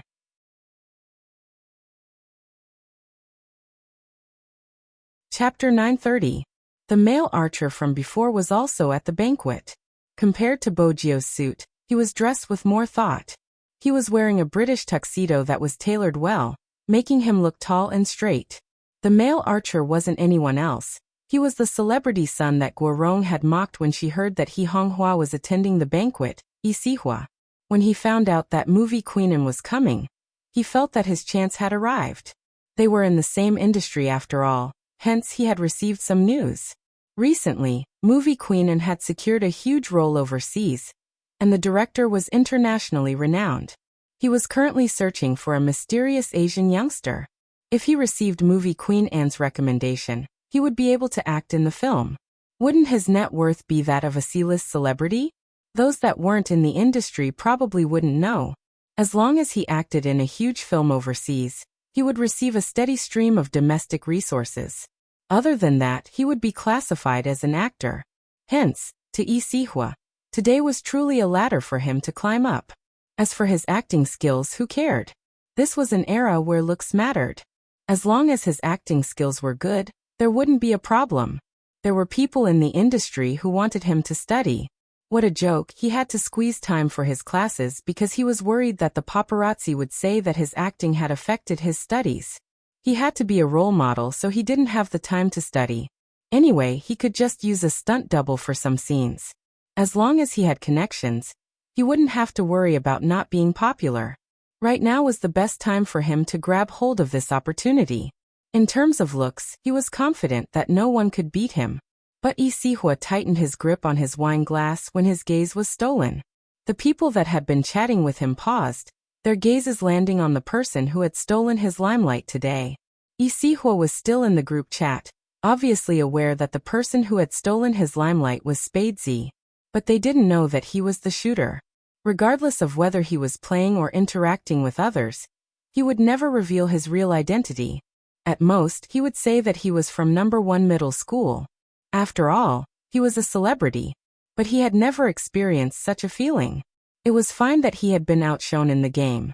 What right did this upstart from the countryside have to come here and steal his limelight? Guorong didn't like He Honghua and the others either. In fact, this was not surprising. Some of the ladies who often socialized knew that Guorong and Su-mei were very close. Back then, she had looked down on He Honghua and even said that Guorong could not understand why that plain and fat country girl was so persistent. Could it be that Guorong could not see what she and Su-mei had sensed before? If she knew what was good for her, she would quickly give up. She had no self-awareness at all. Hence, when Bo Jiu and He Honghua started walking, her first reaction was to pout. However, people like them would never show their true thoughts on their faces. This was the elegance they flaunted. This was also the reason why Guorong felt that she was superior to others. She looked down on people like He Honghua who came from the countryside and wanted to join them no matter what their status was. Not to mention that son of hers. Not only was she a love-struck fool, she even dared to attack his own father. Guorong had also heard Su-mei talk about this person. Other than being a professional esports player, there was nothing good about him. But even though esports sounded nicer, it was just a game. He was really a person at the bottom of the social hierarchy, trying to find an opportunity to bite others. Guorong retracted her gaze from the two of them, holding on to her wine glass with a smile. She couldn't even be bothered to look at them. Come, Sihua, follow your Aunt Yonghwan more. It will be easier for her to introduce you later. I remember that you have interacted with Movie Queenin before, right? Guorong was obviously trying to raise her son's social status. Yi Sihua had indeed met Movie Queenin, but he had been seated below the stage, watching the goddess of the film and television industry receive her award. But that didn't stop him from using this incident to create hype. We met when we were overseas. Oh. As the organizer of the banquet, Yonghwan arched a brow and smiled. Sihua, you are quite impressive. Yi Sihua replied humbly. It's nothing much. It was just a chance to attend an event and learn from a senior. You're doing quite well now. A lot of people are asking me how I met you when they saw our photo. You'll definitely become famous in the future. Yonghwan smiled and said, Don't forget to support your Auntie Yang. Yi Sihua was confident. I definitely won't forget. But even so, he didn't manage to attract the attention he wanted, because the ladies beside him weren't talking about him, but the nouveau riche who wasn't even fit to carry his shoes. That's him, right? Spadesy? I don't know why my daughter likes him so much. My daughter isn't interested in anything other than solving questions. This time, she actually said she wanted to surpass the school hunk in her school to be a qualified fan. What do you think she's talking about? My son is even more interesting. He recently cut his hair and said he wanted to join the military. He said he couldn't even beat a gigolo in his life. It was too humiliating. Now that he joined the military, it fulfilled our wishes. In the past, he always thought he was the best in the world and was extremely arrogant. But to be able to beat my son down, he is indeed impressive. It's good to have such a child. He seems rather sensible. Unlike what Su-mei said in the past, there were plenty of whispers in the banquet. But Yi Sihua wanted to share all the whispers with him. Both mother and son had the same thought. Guorong didn't feel comfortable either. After all, in all the events she had attended, as long as her son was around, others would always be envious of her. Today's banquet wasn't going according to her expectations. Guorong narrowed her eyes. As the invited party, she had to greet the host. It was basic etiquette. Hence, the moment Bojio entered, she brought He Honghua towards Yang Huan. If it had been He Honghua herself, she wouldn't have been confident. But with Bojio around, things were different. He Honghua greeted Yang Huan naturally. To Yang Huan, maintaining harmony in social settings was basic etiquette. Even if He Honghua wasn't invited, it didn't make a difference to her. She knew how to make polite small talk. In the past, Guorong could have done the same. But now she couldn't do it. She wasn't someone who deserved to attend such banquets. How could she bring up the tempo? Boss He, it's been a while. Guorong smiled and said, Your son is becoming more and more outstanding. I think our situation is quite similar. We only have one son in our family. However, Sihua has always been sensible and humble. He has never caused any trouble outside. Even though he is famous now, he has not become arrogant. As for your son, she paused, frowning before continuing. The negative news hasn't stopped. Actually, as parents, we have to consider everything for our child.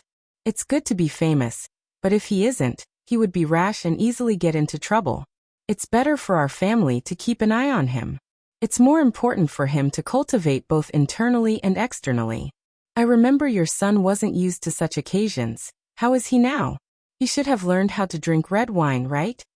Of course, she still remembered Guorong, but she didn't have a deep impression of her son. The reason Guorong mentioned how to drink red wine was to mock the first time she had attended a gathering with Su Mei. When others had clinked glasses with her, she had gulped down large mouthfuls. She hadn't been aware of this aspect. At that time, the original body had treated Su Mei as a good person. She hadn't known that Su Mei had brought her out just to embarrass her in public. And Guorong had been one of the participants. He Honghua understood what Guorong was implying. Her gaze dimmed.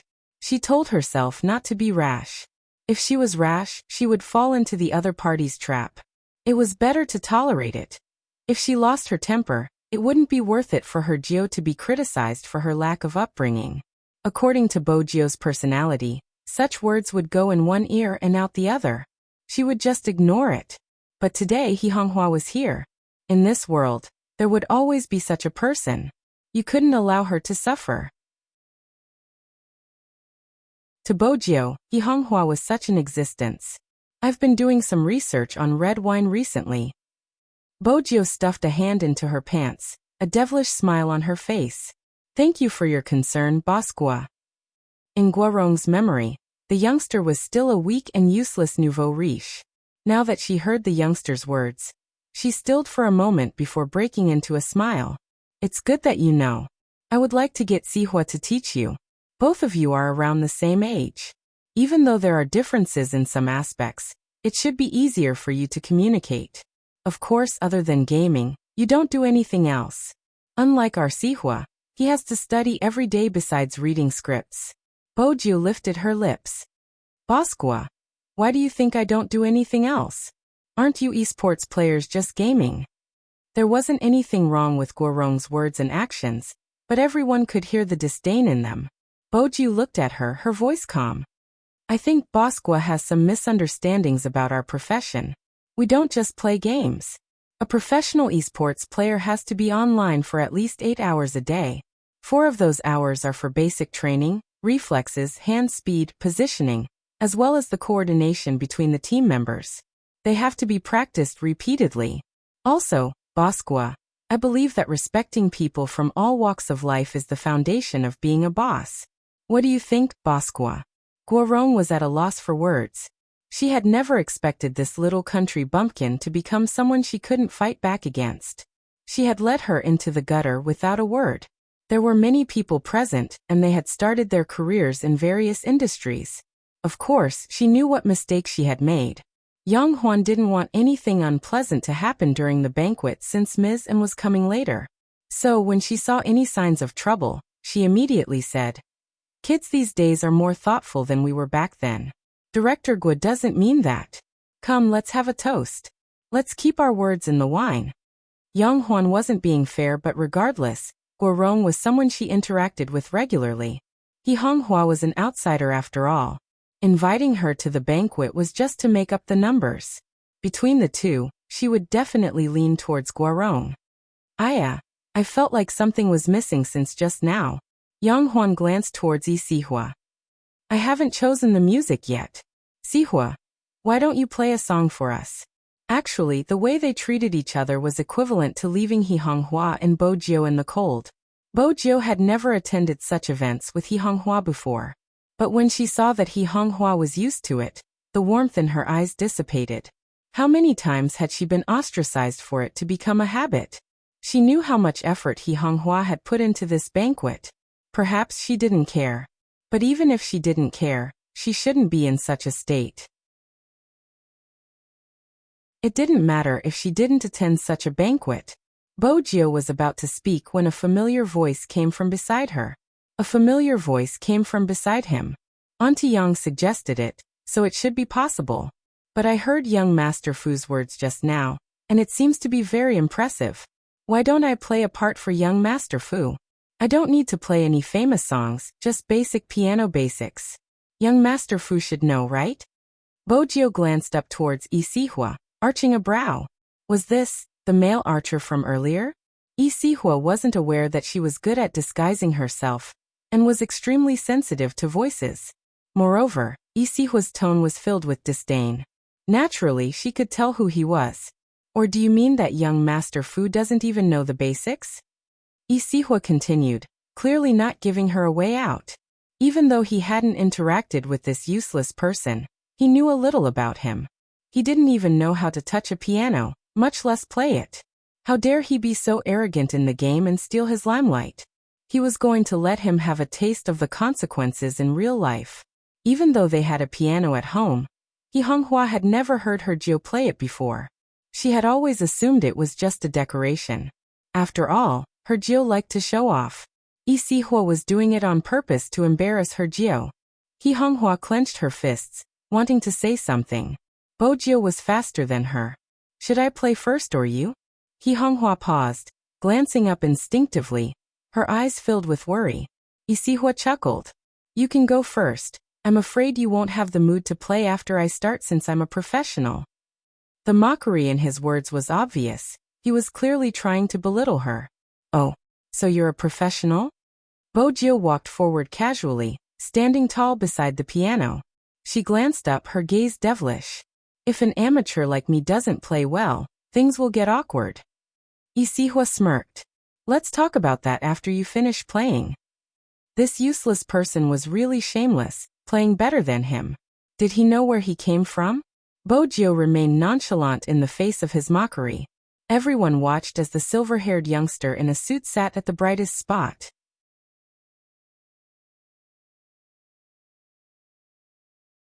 Chapter 931. There was a sudden gasp from the crowd. Both Bo Jiu and the mocking Sihua turned towards the source of the sound. A woman walked in from the door. She seemed to be the beloved child of God. Whether it was her face or temperament, she was perfect. Few people could wear this kind of oriental red color with a noble effect, but when it was on her, it was as if nothing was a problem. That kind of fiery red color set off her snow-white skin, only making people feel that there was a kind of indescribable lazy beauty. That was not all, because there was another person standing beside her. He was dressed in a black suit, but it gave him the aura of a young master of a warlord. His arms were half-bent, and his slender legs were walking forward. His tall nose bridge and thin lips were just perfect, sexy and noble at the same time. Who else could it be other than the ravishing young Master Qin of Jiang City?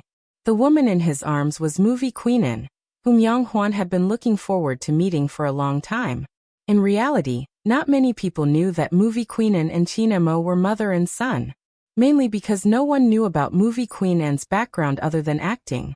Her appearance this time. Many were shocked. In terms of age, the two of them didn't seem to be a match. Besides, for young Master Qin to accompany her and intentionally lower her status, she must be a relative of the Qin family. Could movie Queenan be one of young Master Qin's cousins? The wrong guess was because movie Queenan didn't look like someone in her 40s. Other than Yang Huan, Bo Jiu was the only one who knew the truth. But Bojio was surprised that the almighty and movie queen would attend the banquet. Based on their personalities, they shouldn't have attended such events. That was indeed the case. Movie Queen Anne's motive for attending the banquet was to make friends with her in-laws.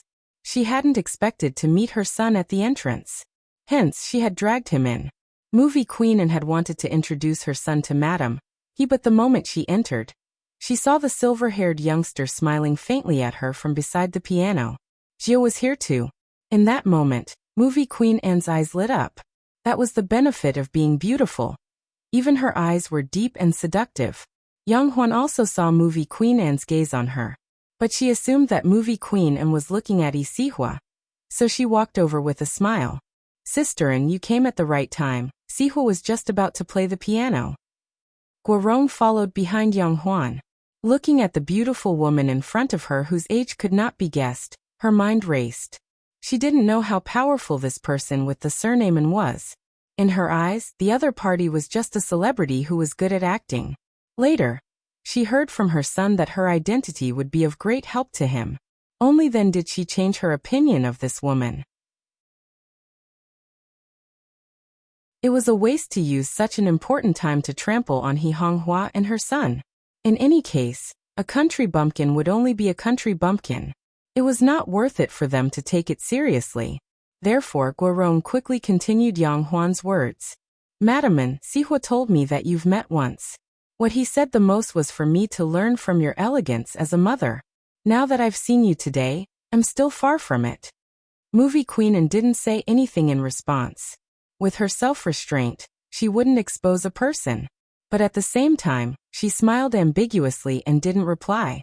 This was to deter those who wanted to get close to her. It was a pity that whenever Guorong tried to get close to someone with a motive, she would always ignore the fact that the other party didn't want to talk to her. She smiled and continued. I will get Sihua to prepare now. Madam Anne is here. I want to play something nice. With that, Guorong walked towards the piano. Unbeknownst to her, at this moment, Qin Mo was making eye contact with a certain someone. The gist of it was for her to go over to his side. This time, Bojio understood the Almighty's intentions. She supported her chin with her left hand, her fingertips tapping the piano keys. She still had to play. Qin Mo arched a brow, his gaze sweeping over Sihua, who was standing beside her. His eyes dimmed as though he was asking, who is this? Don't tell me he's the person you confessed to before. Bojio understood his gaze. Almighty, don't bring up my dark history. Besides, how could I confess to someone like him? It was an insult to her taste. He Honghua noticed her Jio's gaze, but she wasn't sure if she should greet Qin Mo in such an occasion. Yes, in He Honghua's eyes, Qin Mo was just a junior who often visited her house. But from the looks of it, Qin Mo had been much easier to interact with when he was at her house. Now that they were in public, his aura changed. It was an air of nobility that kept strangers away. He Honghua wasn't the type to announce their relationship to the world. Hence she didn't move. She was still thinking about her Jio's piano competition with someone. Bojio had the same thought. After the interruption, she tidied herself up and was about to start. But Madam Anne is here. Let's stop this meaningless piano competition for now. Your son should sit somewhere else. Guorong smiled politely since she had to be elegant. He Honghua frowned. What was the meaning of this? They were the ones who wanted her Jio to play the piano. Were they trying to chase her away? Bojio smiled. She didn't move, her posture relaxed and suave. Bosqua doesn't have the final say. We still have to compete. Guorong chuckled lightly, like an elder guiding a junior. Young Master Fu, don't be so serious now. If you really want to compete, I'll get Sihua to teach you another day. Bojio didn't move. Instead, she glanced up, her gaze as dark as the night sky, sending chills down her spine. Guorong was stunned by the young man's gaze. Yang Huan hurried over. Madam it's going to be a private gathering and the piano is going to be used. I'm sorry, why don't you get your son to leave first? Yang Huan was the organizer, and since the organizer had said so, it would seem shameless if she continued to sit there. However, this group of people was too much of a bully. They were the ones who had coaxed her Jio to play the piano. Now, weren't they just playing with her? He Honghua clenched her fists, her face flushing red. Yi Sihua was already standing beside the piano. His arrogant attitude was obvious. He was asking the youngster to give way. But he hadn't expected this. The slender figure walked over and stood in front of him. He stuffed one hand into his trouser pocket, the other on the piano. He was elegant, handsome, and elegant. People like him couldn't compete. Yi Sihua was confident in his looks, but as long as he was around, celebrities like him had to step aside. He had filmed a role in the past, a young master of the warlord era. He was from number 1 middle school after all. The forum would definitely be flooded with his photo. But very quickly, someone posted a photo of Qin Mo. What's the big deal? I'll show you the young master of the warlord in real life. When Qin Mo had first entered the school, he had been wearing a military uniform and undergoing military training. His upright posture hadn't captured his face, but the image of him holding a bottle of mineral water and wearing military boots had instantly caused the posts related to him to sink. At that time, he had been thankful that Qin Mo wasn't in the entertainment industry. Now that he was facing Qin Mo, Yi Sihua didn't have any temper, because he knew very well that there was too much of a gap between them. What confused Yi Sihua the most was movie queen Anne's words. Jio, you know how to play the piano? Yi Sihua wasn't the only one whose expression changed. Even Guorong turned towards movie queen Anne. Jio? Movie queen Anne actually called this country bumpkin Jio? Did they know each other? How was that possible? He Honghua was the son of a country bumpkin. How could he know such a noble person? But the scene before them forced them to believe it. Movie queen Anne was behaving like a fangirl, her eyes sparkling. Hurry up and play a song. I've always wanted to see you sitting in front of the piano. It's just as I imagined, it's perfect. Yang Huan and movie queen Anne could be considered friends, but even if it was her, Ms. Anne wouldn't speak to her in such a tone. What exactly was the relationship between He Honghua's son and Sister Anne? No, what had he done to gain Sister Anne's affection? Bo Jiu had interacted with movie queen Anne a few times and knew that the Almighty's mother had probably portrayed her character. But no matter what, he was still a son who slept with someone else. Bo Jiu was still obedient. What would Goddess Anne like to hear? Sky City. Movie queen Anne seemed to have thought of something and smiled. Mo, plays well too. A duet would be perfect. Aren't you going to compete? Let him back you up. In reality, movie queen Anne wanted the two of them to be in the same frame, so that Madam he would feel that they were a good match. Besides, the situation had been obvious. Someone was bullying Jiu. What kind of joke was that? She couldn't even bear to make things difficult for the child. How could she allow him to be bullied? During this time, Guorong and Yi Sihua's expressions had changed several times. The moment movie queen Anne finished her sentence, the mother and son froze. Yang Huan wanted to say something. Sister Anne. Huan, regardless of the situation, you have to know how to treat your guests. You did well when you were young, but now that you've grown up, you seem to have forgotten. Movie queen Anne glanced up at her. With just that one glance, Yang Huan's face burned. Everyone present knew that he was going to stop when the time was right. As the host of the banquet, her actions had been overboard.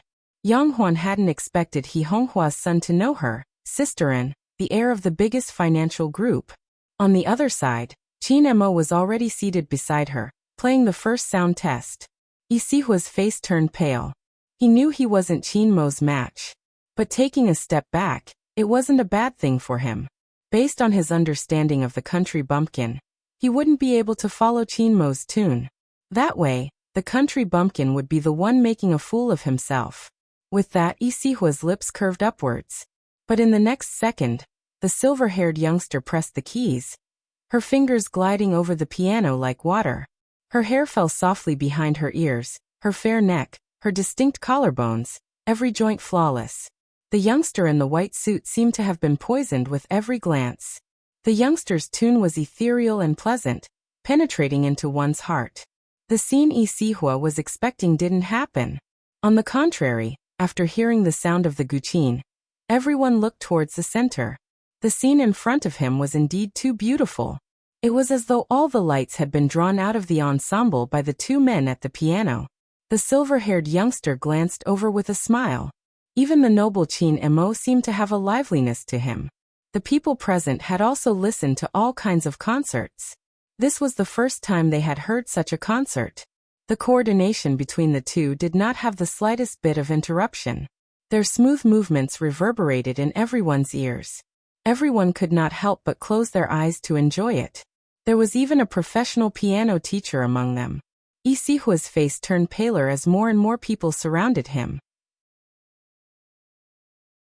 Someone pointed out, Isihua's piano skills aren't as good as his.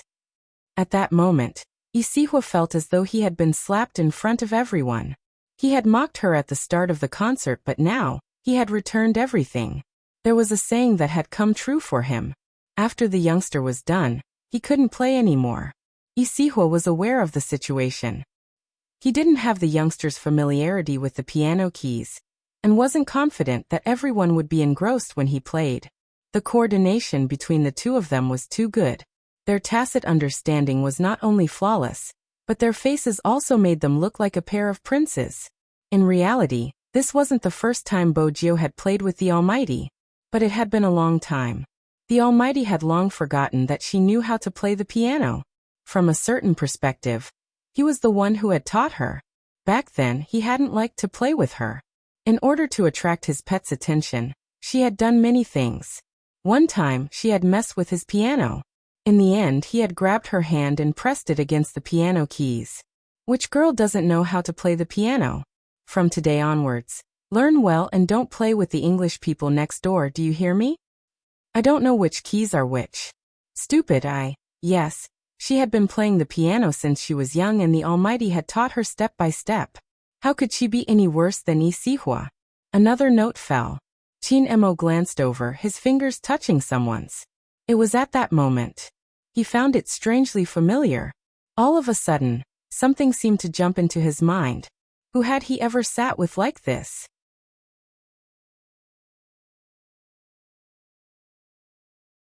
Chapter 932. The blurry memory seemed to be separated by mist. He looked to be less than 5 years old. He was sitting beside the piano with a person in his arms. The person seemed to be a little younger than him. Her head was moving around, and was very disobedient. He was holding the person's fingers, and trying to memorize the notes on the piano. Momo, playing the piano is boring. Let's go look for William, his dog is fun to chase. We'll go after we finish. It'll be late by the time we finish, I still have to climb the wall. You'll have curry rice after you finish. You can decide if you want to play with William or stay here to eat curry rice. He heard himself asking the person to make the choice in an aloof manner.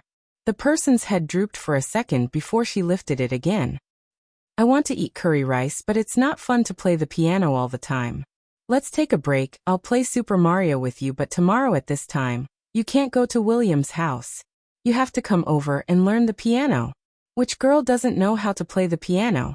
From today onwards, learn well and don't play with the Englishman next door, do you hear me? The last part was his voice.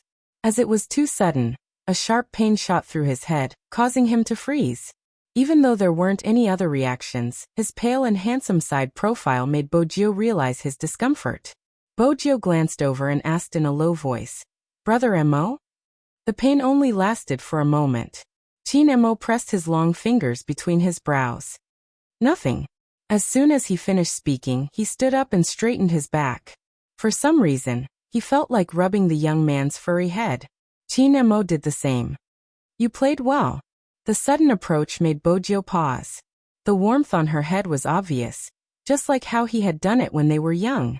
His breath drifted over, and she could feel the warmth. Bojio lifted her head, her eyes meeting the Almighty's deep gaze. She smiled and pressed her fist against his shoulder. Same to you. The scene was pleasing to the eyes. The atmosphere between the two of them was also unusual.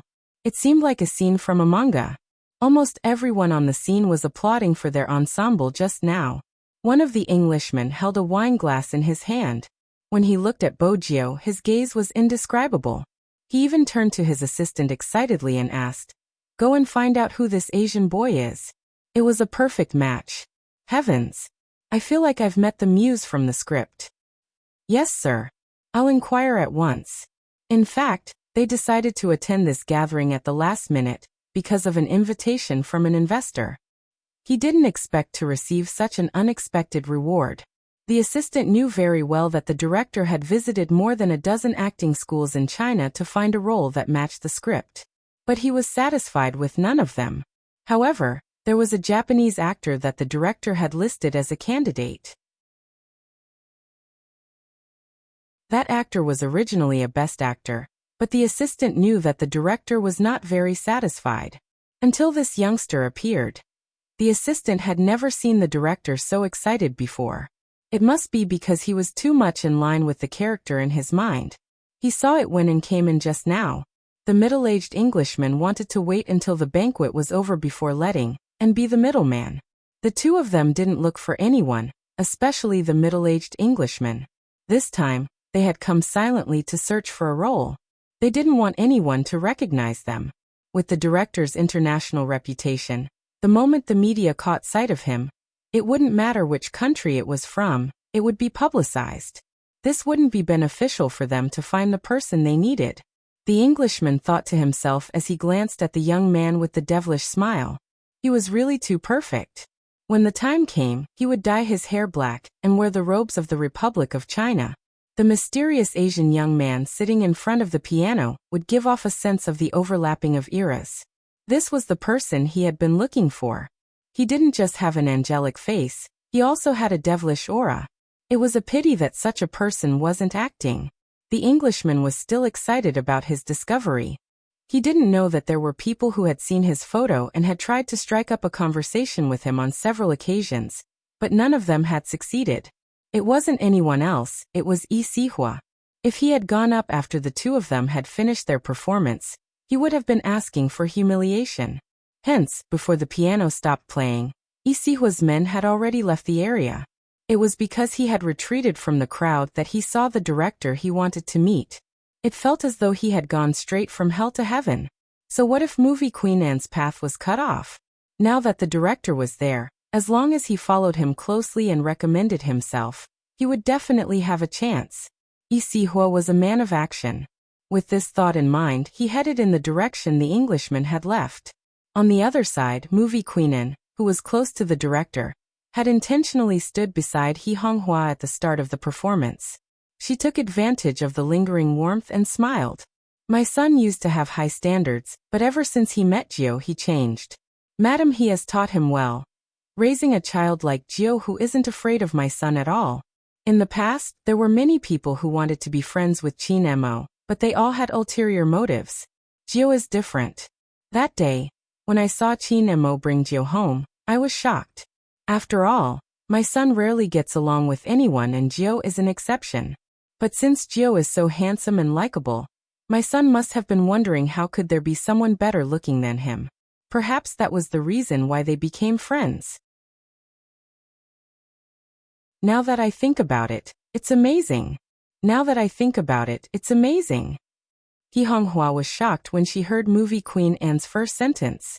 She had never expected movie Queen Anne to be Qin Mo's mother. The more He Honghua listened, the more she felt movie Queen Anne was different from the other madams she had interacted with. After all, this person was well-mannered, elegant and magnanimous. It wasn't just an act, but every word and action was embedded in her bones, making her feel comfortable to interact with. Movie Queen Anne intentionally made her son sound more pitiful. She sighed deeply. Madam, don't be fooled by how tall and strong my son is now. He was born prematurely in the past, and I didn't take good care of him. With that, the two mothers found a common point of communication. He Honghua immediately said, My Jiu was born prematurely too.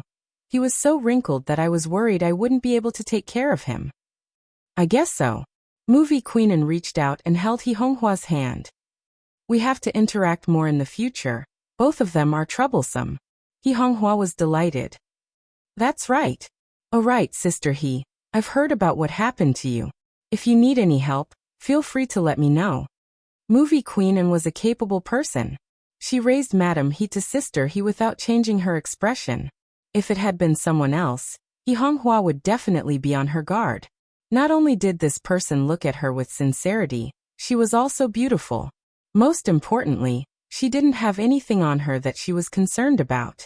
Her warmth made He Honghua feel as though they were old friends at first sight. There wasn't the slightest bit of pretense. In reality, Movie Queenan was indeed such a person. I have long wanted to speak to Sister He and have thought of paying you a visit, but I was afraid it would be too abrupt. Today, I heard that Sister He would be attending the banquet, so I specially came over to befriend Sister He. Movie Queenan wasn't just expressing her sincerity to He Honghua. She was also saying it for Guorong, who was standing beside them. The way she had asked Jiu to move away from the piano was clearly an act of contempt. Movie Queenan didn't feel the need to give her any face. At that moment, it wasn't just Guorong. Even Yang Huan's face turned pale after hearing the entire story. It had to be said that Movie Queen Anne's words were a slap to the face, leaving no room for negotiation. On the other hand, He Honghua was the most generous and straightforward. You should have said so earlier. If you had said so earlier, we would have met at home. I don't know anything else, but I know how to cook. When you come to my house, Sister He will cook for you. That would be great. I love to eat, but that's the disadvantage of being an actress. There are so many things I want to eat, but I can't eat them immediately. Movie Queen Anne's tone was coquettish. Take today for example. I just want to eat scrambled eggs with tomatoes. I can't even find that kind of home-cooked taste outside. He Honghua was honest. She immediately replied, "That's easy. If you want to eat, come over tomorrow." "Can we eat tonight?" After Movie Queenan asked, she felt that it wasn't polite. "Undisturbing, Sister He, I'll eat tomorrow." He Honghua couldn't bear to see the beauty in such a state. "It's not disturbing. I just need time to prepare the ingredients. It isn't too late. If you really want to eat, let's go home. I'll have to trouble Sister He then." Movie Queenan held He Honghua's hand and smiled. She looked like a helpless little bird. Bojiu raised a brow as she walked over. Go home for dinner? What was going on? What was going on? When did her mother and the Almighty's mother become so close? In the time she had been playing the piano, the two of them were already calling each other sisters, completely disregarding her and the Almighty. That was indeed the case. The two of them chatted for a while before deciding on the itinerary. Even though Bojiu didn't think it was a good idea to attend such a banquet, she was still a little confused when her mother shoved her into the car so quickly. She glanced sideways at the Almighty, who was sitting beside her. His face was expressionless, handsome and elegant as usual. Was she making a fuss out of nothing? Bojiu arched a brow. The four of them sat in Movie Queen Anne's car, a Bentley. Even the chauffeur was an old subordinate of the Qin family. His aura was undoubtedly the most graceful among all the guests. Yang Huan came personally to send them off. In reality, she didn't want Movie Queenan to leave, but there was something she had to mention. "Mrs. He, I'm sorry for my negligence. I hope you won't take it to heart." He Honghua knew very well why Yang Huan said that. It was all for the sake of her younger sister, and hence He Honghua didn't reply, merely smiling. People with different principles couldn't make plans together. In the future, she wouldn't attend such banquets and she wouldn't befriend Yang Huan. That was all. It was understandable for Yang Huan to come out since she was acquainted with Movie Queenan. But Guorong followed, afraid that her son wouldn't have a chance once Movie Queenan left. Without a second thought, she pressed the car window. "Madam, I have a private matter to discuss with you. May I know when you are free?" Guorong's actions weren't polite at all. However, she didn't realize it herself. She emphasized in a self-centered manner, "It's about my son. Please make time, madam," and Movie Queenan was perplexed by his words. She smiled. "We aren't close and I don't have the obligation to talk to you about your son. Let's go." Guorong watched as the Bentley was about to leave, fuming. How can she be like that? Her voice drifted into the car. Even Movie Queenan wasn't fond of such people. She always believed that everyone in the world should help her, and that it wasn't good if they didn't. As compared to such a two-faced person, her in-law was much better. He spoke his mind and was magnanimous. Even though he was careless, he understood the bigger picture. Movie Queenan felt that there was nothing wrong with her son and Jiu being together. even if the gender wasn't ideal. But there wasn't anything else to pick on. Her in-law was easy to get along with. Movie Queen Anne's next step was to think of a way to win her over, to ask her about her thoughts, and try to get her to accept as soon as possible. Bojo didn't know what Movie Queen Anne was thinking, but from the looks of it, Movie Queen Anne was indeed too passionate towards her mother. She had called her sister he so intimately. Was scrambled eggs with tomatoes that attractive? Bojo didn't understand Movie Queen Anne's actions. It didn't mean Chinemo didn't understand, but it wasn't the time to point it out since there were still people around. Especially the person beside him, who was still thinking of escaping. It wasn't suitable for her to know his intentions. If he forced her even more, it would be troublesome if he allowed her to leave. Chinmo's method was straightforward. He would settle her down and not allow her to go anywhere. Once she was completely his, he would talk about other things. With that in mind, Chinemo reached his hand out, grabbing onto her hand without a change in expression. There wasn't any emotion on his face. There wasn't much emotion on his face, but when his long and narrow eyes looked towards Bojo, it was obvious that he was telling her to be quiet. Bojo didn't retract her hand because that would attract the attention of the two parents in front.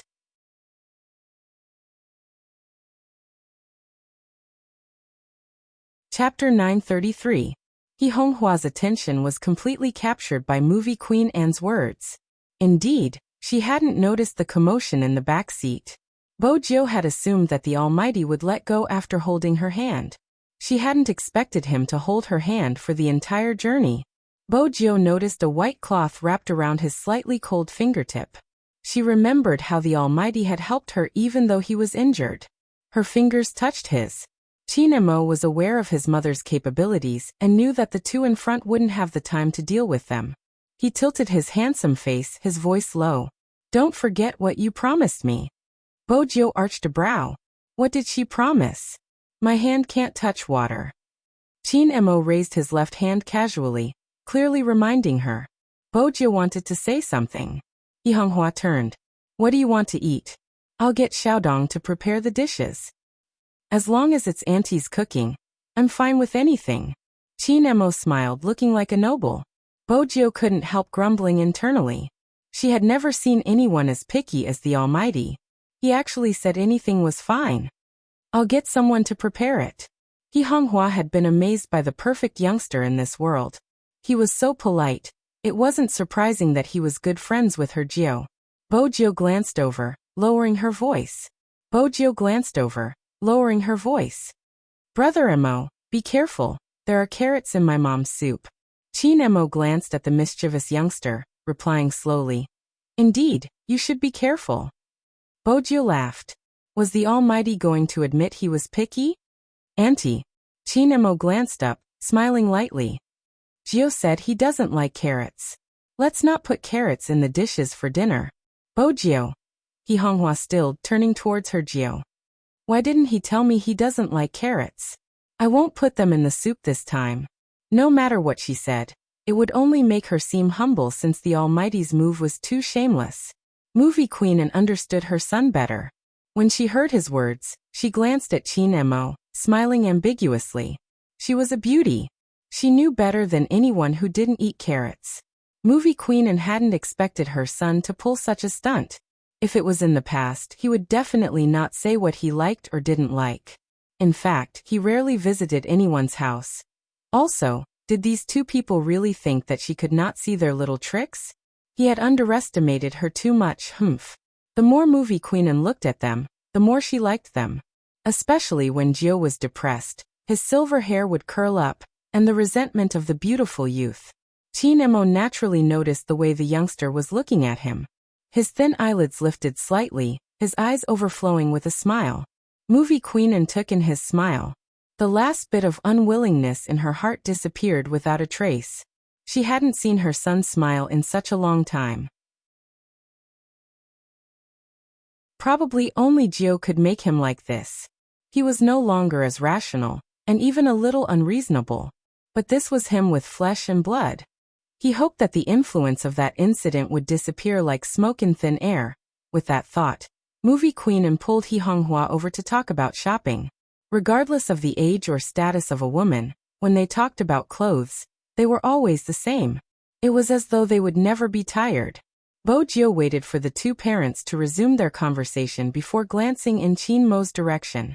It was a little resentful. In that instant, Qin Mo was in a daze again. It was as though the youngster in front of him had become very, very small. Then, she sat on his bed, her pair of lotus root-like short legs swinging back and forth. She was not at ease at all. She also looked at him with the same gloomy gaze. She was so noisy that he could not even write a word. Right. Qin Mo frowned at his own imagination. Had he been sleeping too little recently?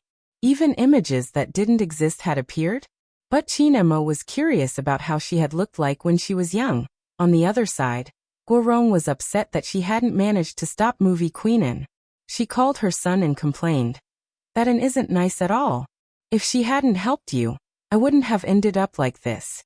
Who knew that she wouldn't even bother to look at me when I was already at the car door? What kind of person is she? Isihua held onto his phone, pushing the crowd aside. Mom, there's no need to look for her. Guess who I saw just now? It's Director William from The Matrix. With him around, there's no need for me to look for her. Guorong was elated. That explains why I didn't see you. I've been looking for a chance to talk to Director William and chased after him. That's all for now, Mom. I'm hanging up. Wait for my good news. Isihua was confident that he would catch Director William's eye. After all, he had an Asian feel to him. Moreover, Director William must be here for the casting. If not, an international director wouldn't be so low profile. He was definitely here to recruit newcomers. With that thought, Isihua's eyes lit up. He pushed the receptionist aside and rushed towards the British man. Director William obviously did not expect someone to suddenly appear in front of him. His blue eyes were filled with astonishment. To show his respect, Isihua bowed before exclaiming in English, Director William, I didn't expect it to be you. I thought I was seeing things. Could you please sign your name for me? I like your movies a lot. The last time I met you was at the film festival, but I don't think you remember me. I seem to be rambling, but you should be able to understand how I feel when I meet my idol. I'm Isihua, an actor. William smiled. Oh, of course I understand. Isihua's confidence was boosted by his response. Having been educated overseas for so many years, he knew that Europeans loved to recommend themselves. This was a common flaw of the Chinese. As early as last year, he had transferred his nationality overseas and understood their way of thinking. Hence, after Isihua expressed his admiration, he didn't hesitate to state his motive.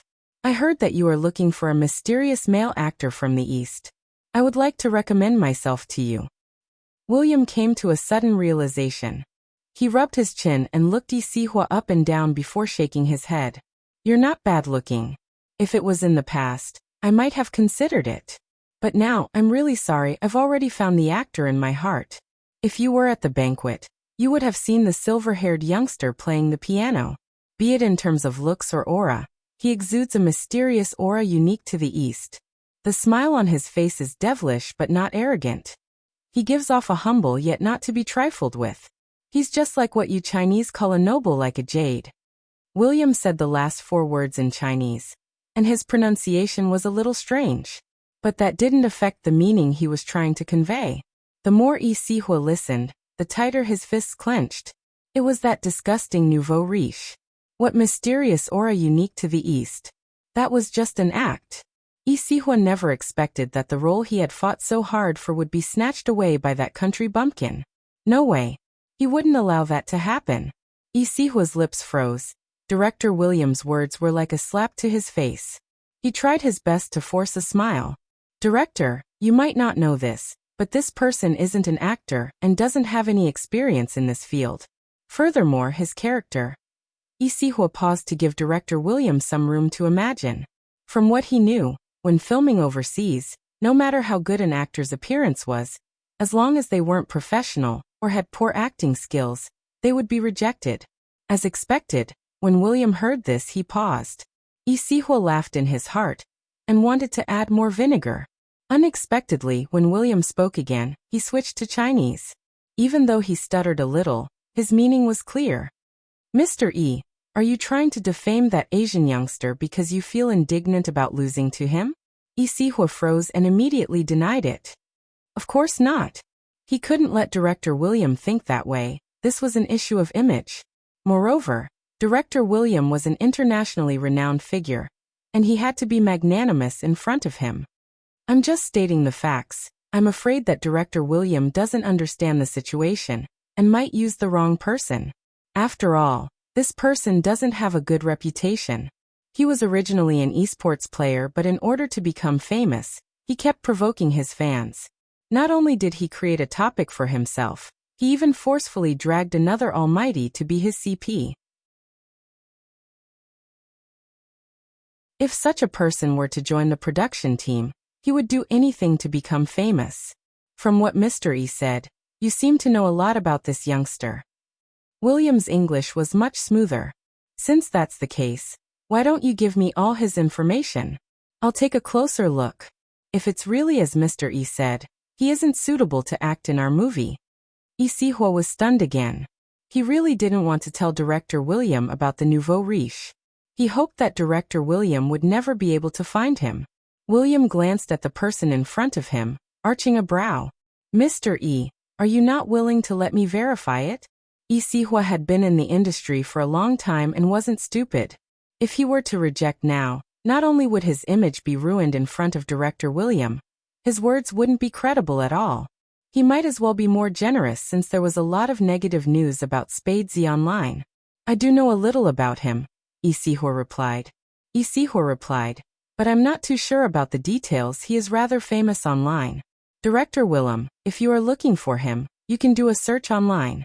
Spadesy is his in-game name, and his mother is from the countryside. It's probably because of this that he does things differently and wants to be famous. William's gaze deepened. Thank you. I'll do some research first before making a decision.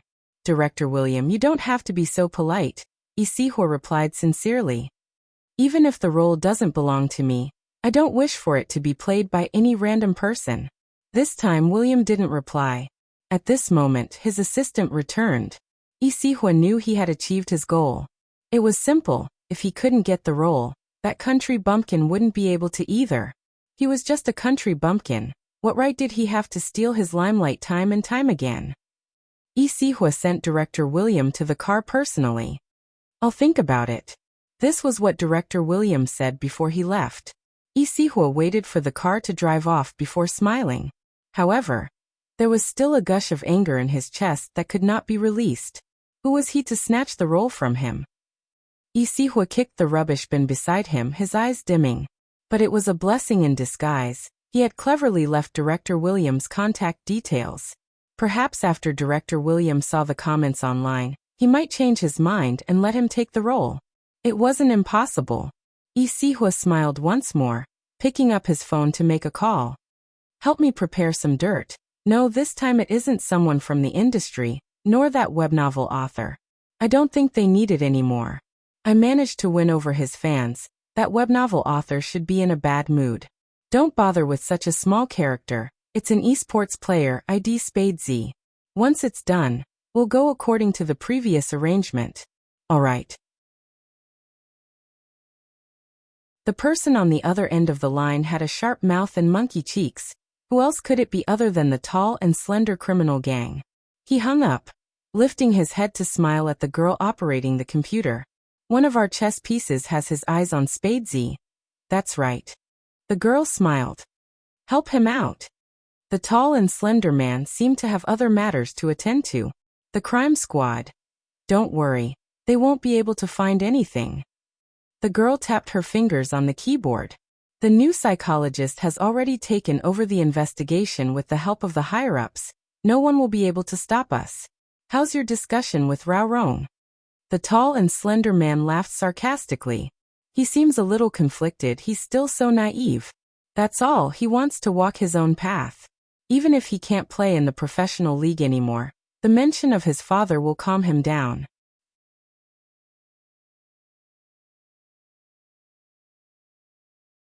Chapter 934. He Honghua's bright voice came from outside the door. Jiu, hurry down, dinner is ready. Bo Jiu adjusted her breathing and smiled. All right, let's go down. He Honghua was still boiling the soup. She went downstairs after receiving a reply. Bojio had always been agile. Even after that, her legs weren't as strong as before, but it didn't affect her standing up. But the moment she stood up, the thing that belonged to someone else spread down her fair legs. She couldn't help but pause. Chinemo saw it as well. The slender figure that had been wearing a shirt bent over, pulling out 2 pieces of tissue from the side and pinching them. After wiping twice, he carried Bojio horizontally. Shower before you go down. This time, Bojio didn't reject him. The shower wouldn't take long. Chinemo rolled up his sleeves and washed her thoroughly before grabbing a towel to wrap her up. His breath drifted over. Are you cold? Bojio shook her head. Water was still dripping from her silver hair. The Almighty's actions weren't gentle at all. He had probably thrown her under the shower and carried her back. In that instant, she was reminded of the scene where the Almighty had thrown Princess into the bathtub. It was basically the same. She still had to apply the medicine. Bojio took the opportunity while the Almighty was buttoning her shirt with one hand to apply the medicine and wrap the bandage. But this indeed proved that the Almighty's hand couldn't touch water. Just now, the Almighty had only had one hand in the water. The shirt and pants from before couldn't be worn anymore. Bojio changed into her home clothes. Her hair was half dried, the fluffy hair making her look younger. Chinemo glanced at her and had another hallucination. He had seen her in this state often in the past, sitting on the bed fluffy and misbehaving after being scooped out of the water. It was a miniature version of her. Chinemo reminded himself once more that a certain someone wasn't a princess, and he couldn't raise her like a pet. Even though he wanted to shrink a certain someone and stuff her into his pocket, so that he could bring her wherever he went. But that wasn't realistic. They walked down the stairs one after another. In the end, it was still speed. It took less than half an hour. The dishes were already on the table. 8 home-cooked dishes and a soup looked very delicious. Probably every parent would take out their child's childhood photo album when they were a guest. Yi Honghua was no exception. Before the age of 2, Jiu needed to hide her gender so she didn't have many photos. Ever since he was 2 years old, he had been getting more and more. Yi Honghua pointed to one of the photos and said, "This is the photo before she was sent to kindergarten. She was crying miserably." Cute. Movie queen and was undoubtedly fond of children, especially since they were so adorable. She couldn't bear to part with them, forgetting about the dishes on the table. It was Yi Honghua who noticed the 2 people coming down. She smiled and said, "Sit down and eat. Why is your hair still wet?" The question was directed at Bojio and she replied naturally, "I took a shower." Yi Honghua did not suspect anything. Movie queen and lifted her lids and glanced in their direction. Her focus was on her son. How reckless. Chinemo was very calm, and it was hard to tell anything from his side profile. Bojio had a devilish smile on her face. From this, it was hard to tell who was taking advantage of who. Was her son the one at the bottom? Movie Queenan felt that it was more likely. She shook her head and passed the photo album over. Look at Gio when he was young. Isn't he cute? She was reminding her son that he needed to take the initiative. Chinemo really wanted to see what he looked like when he was young. His fingers swept across the photo, looking at the child in the photo album. Strangely, even though he had thought so much about a certain someone when he was young, he didn't feel much when he saw these photos. Chinemo frowned slightly, his face as elegant as ever. Naturally, the 2 parents began to talk about their childhood stories at the dinner table. Bojio listened as she ate. She wasn't surprised since she knew better than anyone what her puppy had been like when he was young. Basically, he had been a spotless doll, ignoring everyone. People of the same age would often wonder why the child was so much cleaner than them. It's my fault, I always made him wear brightly colored clothes. When he was young, people often treated him like a little girl, Movie Queenan said. Bojio could empathize with him. When she had first met the Almighty, she had thought he was a doll. She had never considered him as a girl. Movie Queenan smiled at the youngster. Did Gio encounter anything interesting when he was young? Bojio glanced at the Almighty, who was frowning as he ate. She couldn't help laughing. I'm different from the Almighty. No one thought I was a girl when I was young. Hearing this, Chin-mo put down his chopsticks and glanced at her casually, as though he was asking her to be taught a lesson. Bojio's smile deepened. When she caught his gaze, she changed the topic. But when I was young, my best friend looked like a girl. When I first saw him, I thought he was a doll. At that time, I didn't have any concept of suits. I only knew that his hair was tied up in a bun, so he should be a girl. He was fair and pretty but cold. I couldn't help but want to play with him and bathe with him, but he always despised me. There was once when I climbed over the wall and entered his bathroom. That was when I realized he was a boy. That explains why he would always frown whenever I pounced on him. A small ponytail. Movie Queen Anne's eyes lit up. I used to love to tie Mo's hair, but he decided to cut it short on his own, so I couldn't do it. With that, Movie Queen Anne paused. Gio, don't be fooled by Mo's looks now. He was adorable when he was young. I believe you. Bojio felt that her puppy was adorable, cold and aloof. Movie Queen Anne chatted happily. It sounds like you have a good relationship with your friend. Are you still in contact? I guess so. Bojio took a bite of the food. Movie Queen Anne glanced at her son. That means they are childhood sweethearts. MMH. The youngster didn't deny it, even agreeing readily. When Chin-mo heard the word MMH, he lowered his raised hand. He didn't like the term childhood sweethearts because it implied a part of someone's life that he had never been a part of. Besides, they were still in contact. With that in mind, Chin-mo clenched his fists, his chest tightening. They were still in contact. Who could it be? There were only a few people around her. Unknowingly, the first name that popped into Chin-mo's mind was Hoshino.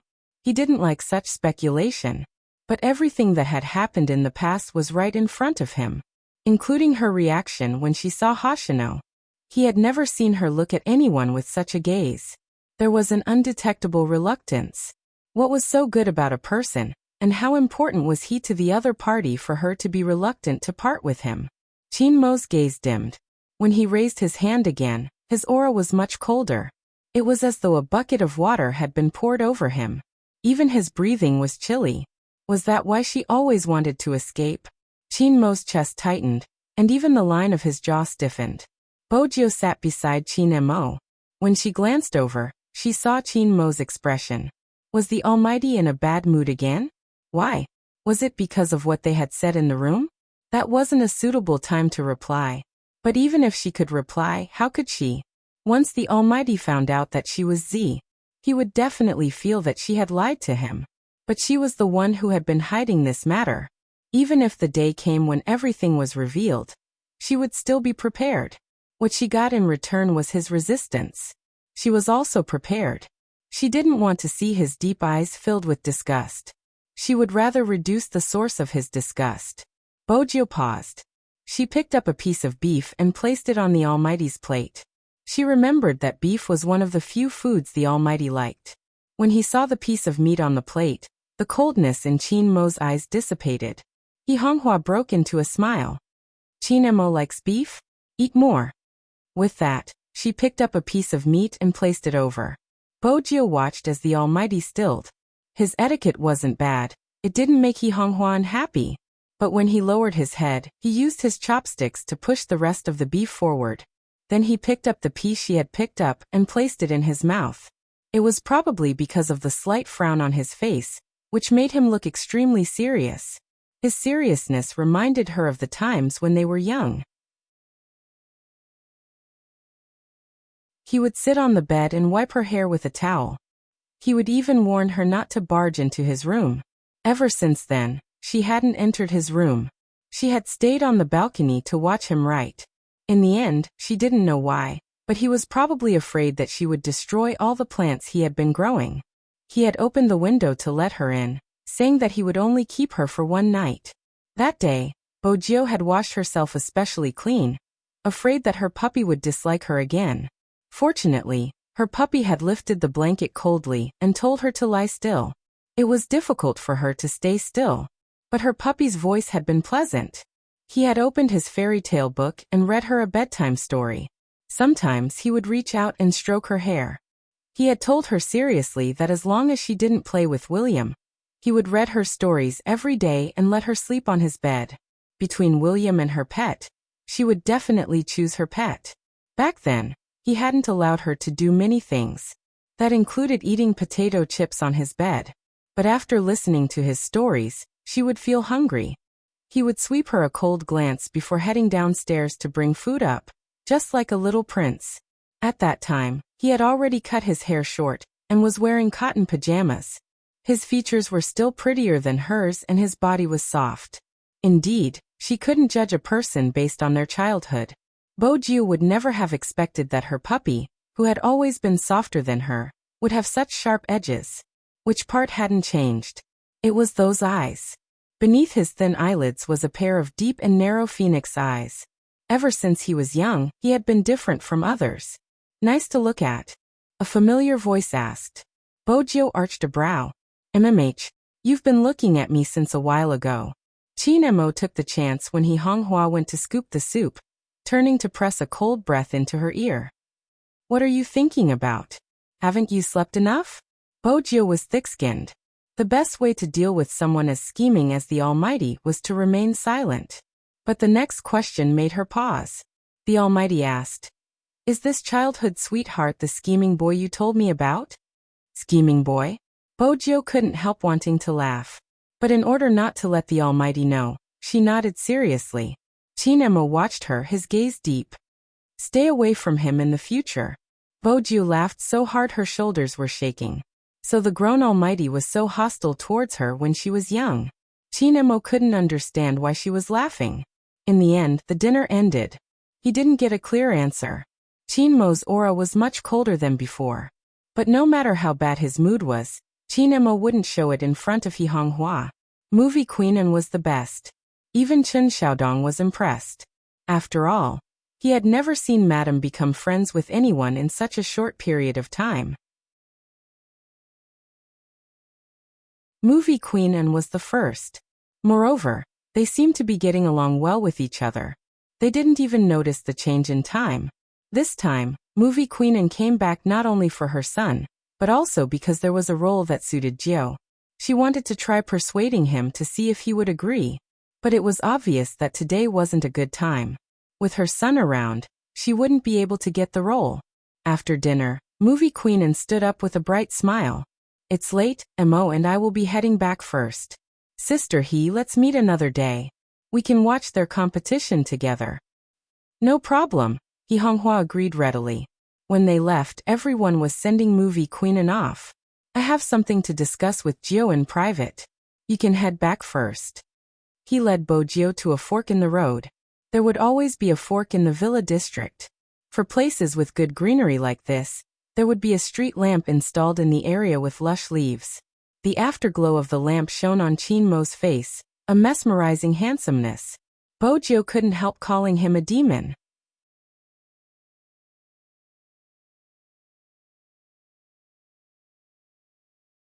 Chapter 935. What day was it? Bojiu was confused. It shouldn't be the Almighty's birthday. Since it wasn't his birthday, what other day could it be? Qin Mo glanced at the confusion in her eyes. He frowned and said coldly, Confession. What confession? Bojiu was confused by the hint. That handsome, mixed-race face inched closer to her, bringing with it an aura that made her restless. It's been 30 days since I confessed to you. The 30th day of his confession? Bojiu stilled. She hadn't expected the Almighty to remember such a day. It wasn't easy to reply, but she couldn't ignore it. Time flies. Back then, Brother Mo, you were really. I was afraid you would turn gay. Bojiu smiled mischievously. She had the upper hand when she had first met the Almighty. Now, she couldn't tease him even if she wanted to. Qin Mo watched her beautiful eyes, speaking leisurely.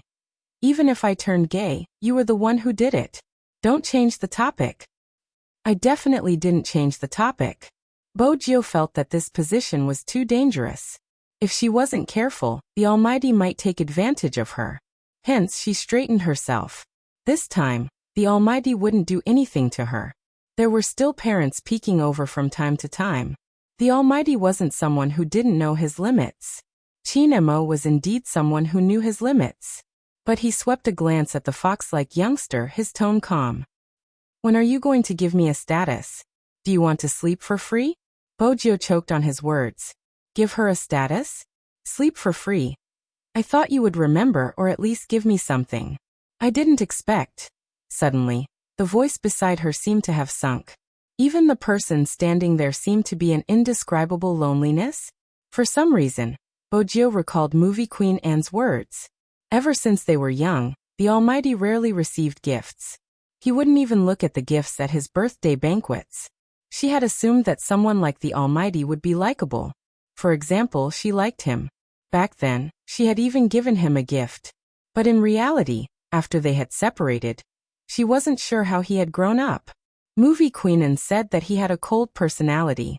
Even if it was his birthday, he wasn't interested in the gifts from his elders. It was probably because the Almighty was too smart that he was able to see the pros and cons of the upper class clearly. In other words, he knew very well that the gifts given to him had all sorts of motives. 30 days? She didn't say anything. Thinking about it this way, she was indeed quite a scumbag. A domineering CEO could not treat his pet like this. At the very least, he couldn't be so useless. Bojo replied guiltily.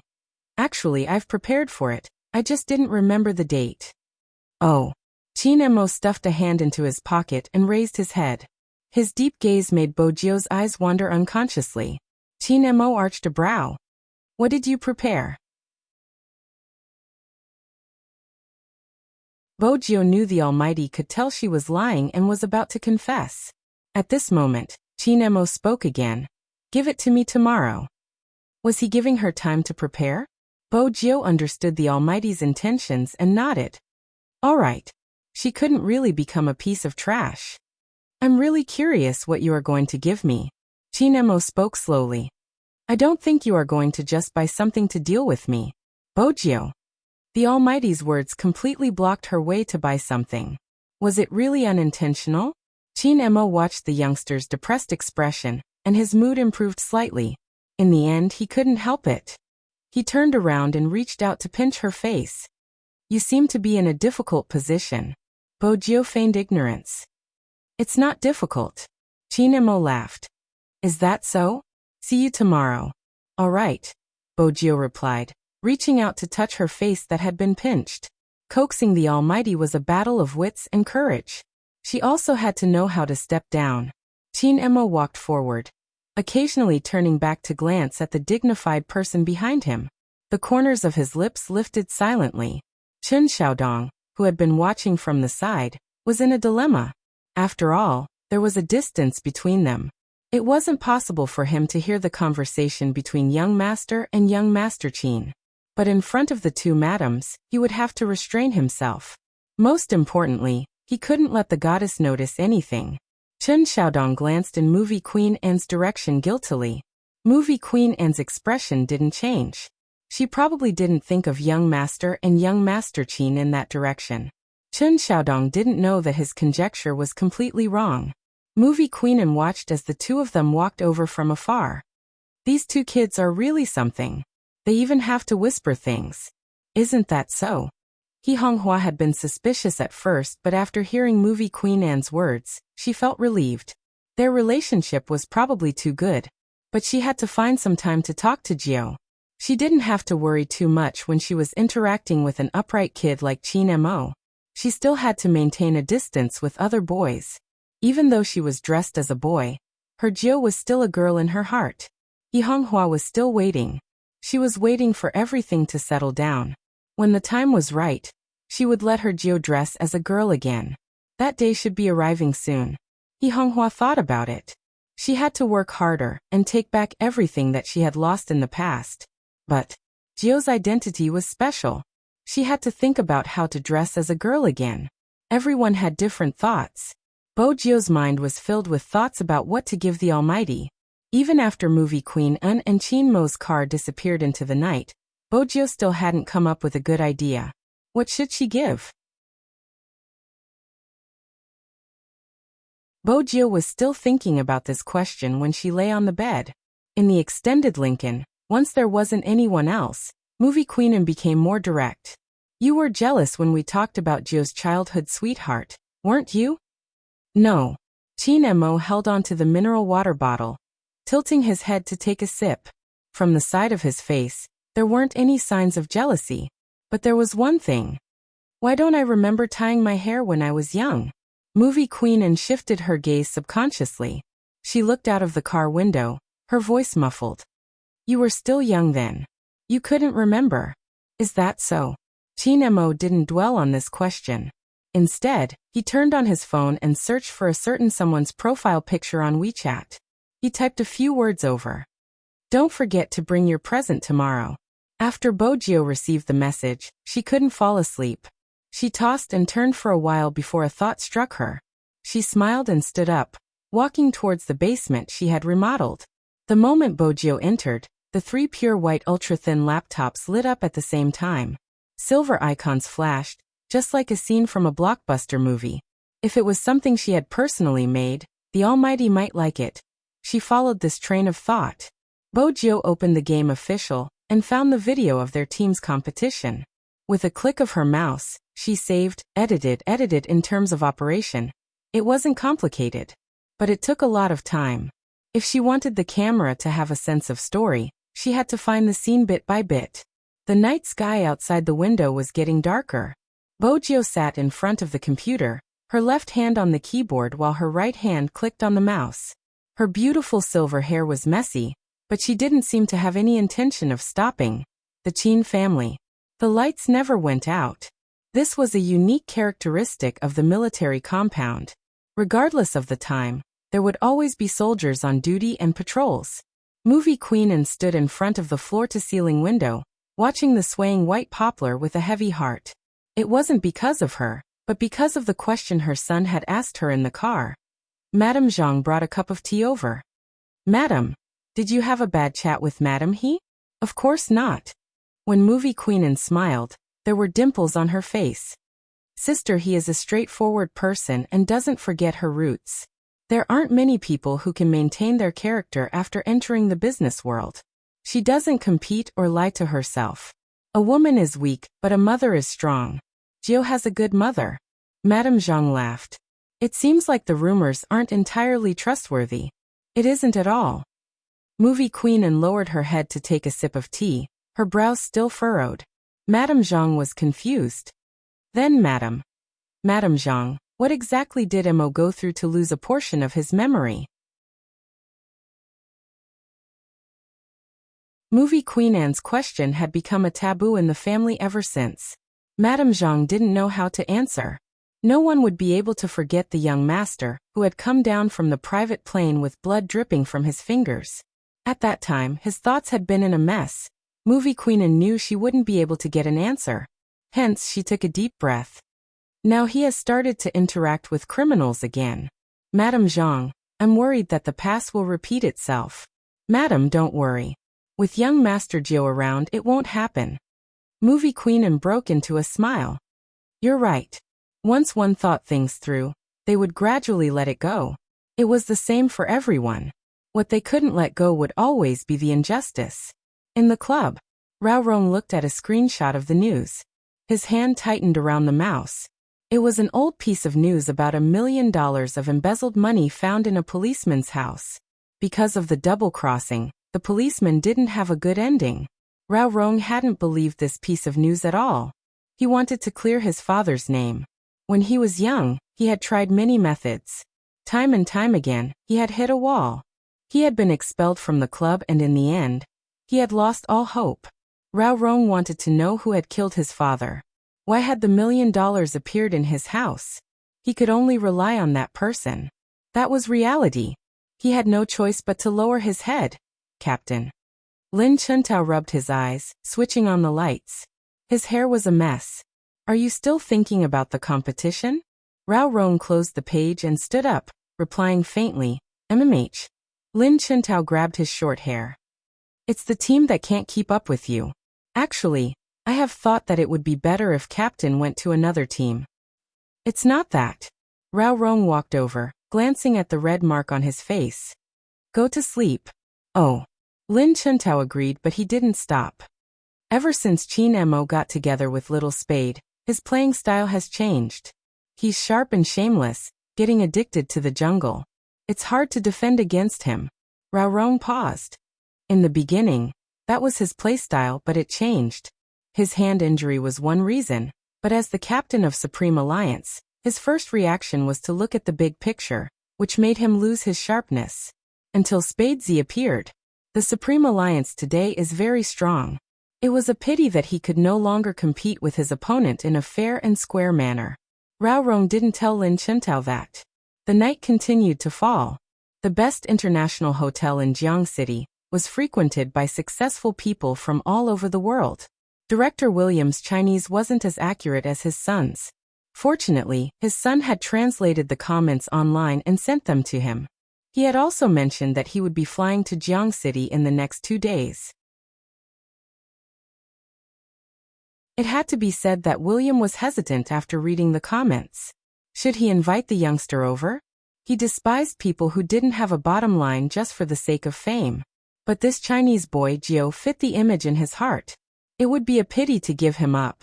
But as a director, he had to consider all aspects of the crew. It would be better to leave him aside and see if he could find anyone else in China. William looked at the comments on the internet again, shook his head, and turned off the computer regretfully. At this moment, Bo Jiao was still in front of the computer, working on something. Her eyelids were heavy. She took 2 sips from a bottle of mineral water before continuing. It was almost daybreak. Bo Jiao stood up, pressing onto her neck. She glanced down at her watch, preparing to search for the last bit of material on Weibo. Unexpectedly, she received a private message from Sister Turtle. I have a presumptuous request. I would like you to help my friend. The next match will be against the Xiangnan team. I know you're busy, but I've thought about this for a long time. Only you can help my friend. That was the first message. The second message was long.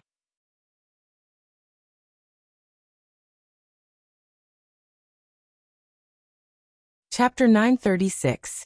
Web novelist? Bo Jiao's first reaction was that the thorn-head youngster had told her about the female sorcerer, who was planning to buy trending searches to deal with a certain web novelist. She moved her mouse. There were more words. I don't know how to persuade her. She asked me a question that I didn't know how to answer. She asked Sister Turtle, why aren't they blaming a thief? Why are they blaming me instead? Is it wrong for me to focus on my writing? Is it wrong for me to protect my rights? I know it's not wrong, but I can't explain those comments to her. Those comments that she's creating hype. The perpetrator claimed to be a true fan and started writing a fanfic. Using that as a foundation, he stole the entire framework and published it. In the past, I even tried to persuade my friend to bear with it. This is how the industry is. People don't care about hurting the original author. I've always thought that a person's talent can't be stolen. But today, I realized that I was wrong. I didn't protect her well. I know how much she loves this industry. But because she loves it so much, she doesn't understand. Why is that? She isn't afraid of being copied or how shameless the perpetrator is. She is afraid that one day the industry will support copyright infringement. What about the people who want to write well? What should they do? They deserve to be stolen. Why should they remain silent? When she asked this question, she lowered her head and muttered to herself, no one cares. Yes, no one cares. Bo Jiao arched a brow at the last sentence. Her fingers moved slightly. The last time she saw these words, it was at the 5th Avenue. The person who liked to lie on top of her had left her a letter with bloodstains. Jiao, do you know that no one cares about the victims? They would say, look, she's so well developed, it's no wonder she's targeted. Perhaps there's something wrong with her. They wouldn't say that the bastard deserved it. Jiao, why is the world like this? I ask myself every day until midnight. I sit up and stare blankly outside. I'm afraid to make a sound because the moment I say it, the person who helped the bastard will appear. They will say that it's your problem. No one cares that you're already covered in blood when you make a sound. Yes, no one cares. Bo Jiao shut her eyes and opened them again. It was as if he could still see the last sentence before his eyes. I'm so happy that there's still someone in this world who cares. Jiao no Z, you mustn't become completely black in the future. Bo Jiao tightened her fingers. When she looked at the screen again, her gaze had changed. Her typing speed was very fast, and a few words were typed out. Unfortunately, the person on the other side of the computer wasn't there. The sky outside the window had already begun to brighten. Bojiu stood up. When she walked out of the basement, there was only a USB in her hand. It seemed like he should make a trip to school. He wanted to see what was going on with Li Shui. As for the Almighty's gift, she would personally give it to him. Bojiu lifted her lids and glanced at the clock hanging in the living room. Seeing that she wouldn't be able to sleep for another hour, she found a sofa to sleep. When the sun truly rose. When Chen Xiaodong came out of his room, he saw the young master in his school uniform sitting on the sofa yawning. Chen Xiaodong was stunned. "Young master, aren't you training today?" "Training, go down." Bojiu stood up, casually taking a piece of bread and placing it in her mouth. Then she lifted her slanted school bag and swung it behind her, looking very handsome from head to toe. When Chen Xiaodong saw his young master's attire, he couldn't even be bothered to eat breakfast. He hurriedly followed her out of the house. Ever since the regional competition, Bojiu rarely appeared in school. Hence, when everyone saw the tall, slender, and silver-haired youngster on the skateboard once again, almost all the students in No. 1 middle school were excited. The only person who didn't welcome her was probably the security guard at the entrance. The moment this youngster appeared, he had to look at the top of the wall. He was alone. How could he see so many places? Besides, wasn't it a little too crowded today? The security guard tried his best to maintain his dignity, but waves and waves of people rushed over and attacked him 3 times. Every girl who ran over with her hands covering her face said, "Did you know? His Highness Jiu came to school today." "Really? Where is he? Where is my almighty? Please, that's my hubby." "Stop arguing. Isn't the National League Finals about to begin? Why does His Highness Jiu have the time to come to school? Who cares about him? Since His Highness Jiu is here, we should capture him alive and take photos." "Ah, His Highness Jiu, he's there." One of the girls suddenly reached out and pointed at the entrance of the 5th teaching block. It was indeed Bojiu. That head of silver hair and sharp features made the people around the youngster a little dazed. Bojiu held the black skateboard with one hand and strolled into the classroom. "Ah!" Screams came one after another. No one would have expected that the gay they looked down on would actually enter the National League Finals and become an esports star with millions of fans. In the past, there might have been people who objected to Bojiu being the school hunk. But now, almost everyone acknowledged the title. Even when the other schools said that they only had nerds and they weren't as handsome as them, they simply took a screenshot. Regardless of whether it was the youngster playing games or reading a book with a lollipop in his mouth, it was enough to destroy the school hunks. "Is he from No. 1 middle school too? Nerd?" "No." The girls from every school were saying, "Principal, you owe me a spadesy." If Big Black is in our school, even if it's raining or thundering, I won't delay my classes and report every day. Being envious of No. 1 middle school for having such a school hunk had become a popular phrase among the students. Hence, when Bojiu stepped into the school grounds, it was easy to imagine the scene. "How boring." A girl in the crowd scoffed. She brushed past Bojiu and sneered. "He's just playing games and has a slightly better face. Do they have to chase after him so much? Have they forgotten what he was like in the past? He wasn't even presentable." Her friend paused for a moment. "Li Shui, that's not very nice." "What's not nice about it?" Li Shui pouted. "He might even cheat during competitions. I played with him previously and his skills weren't that good. How could he be a professional player?" "That's right." A few people who were close to Li Shui spoke up. "He doesn't qualify at all and has a fragile heart. I heard he can't stand his fans talking bad about him." Li Shui chuckled. "Isn't that the same as a certain someone? All right, let's continue playing in the group tonight. My dad has already prepared everything for me. In the future, I won't just publish my book, I'll publish everything you guys have written. As for that person, I'll piss her off, ha ha ha." Did the people in the group notice? Notice what? They support me, and after finding out about this, they feel that the author has a fragile heart. She's the only one who feels aggrieved. I'm not in a good mood today. When we enter the group later, I'll get them to sing for me. These kids are easy to coax. Li Shui, you're really something. But I heard that the author isn't willing to give in. Are we really fine? Infringement of rights has to go through legal procedures. With my dad around, what's there to be afraid of? Once it's trending, I'll make sure she can't survive in this industry. Is that really fine?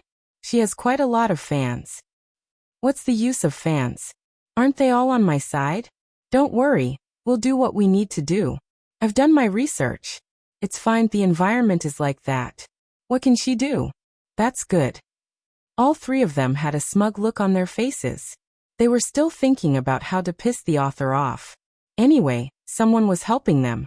Their current position was true fans who were slandered by the author. No one would think that they were in the same industry. The author was a fool. She was the one who insisted on saying it. Wouldn't she be going against them if she said it? She was really asking for it. But Li Shui lifted her thin lips. She was going to be an author in the future. Once her dad packaged her, she would become popular. Who would know who that woman was in the future? Oh right, if that woman still dared to cause trouble in the future, she would just say that she wanted to borrow her popularity. This was a trick that worked every single time. When Li Shui said these words, she didn't know that everything she said had been recorded. The person who recorded it wasn't anyone else but Bojio. It wasn't hard for Bojio to figure out when the recording had been placed on Li Shui's uniform. Brushing past her was enough to complete the task. Bojio listened to the sound coming from her phone. She sat in the classroom and glanced at the English teacher who had just walked in.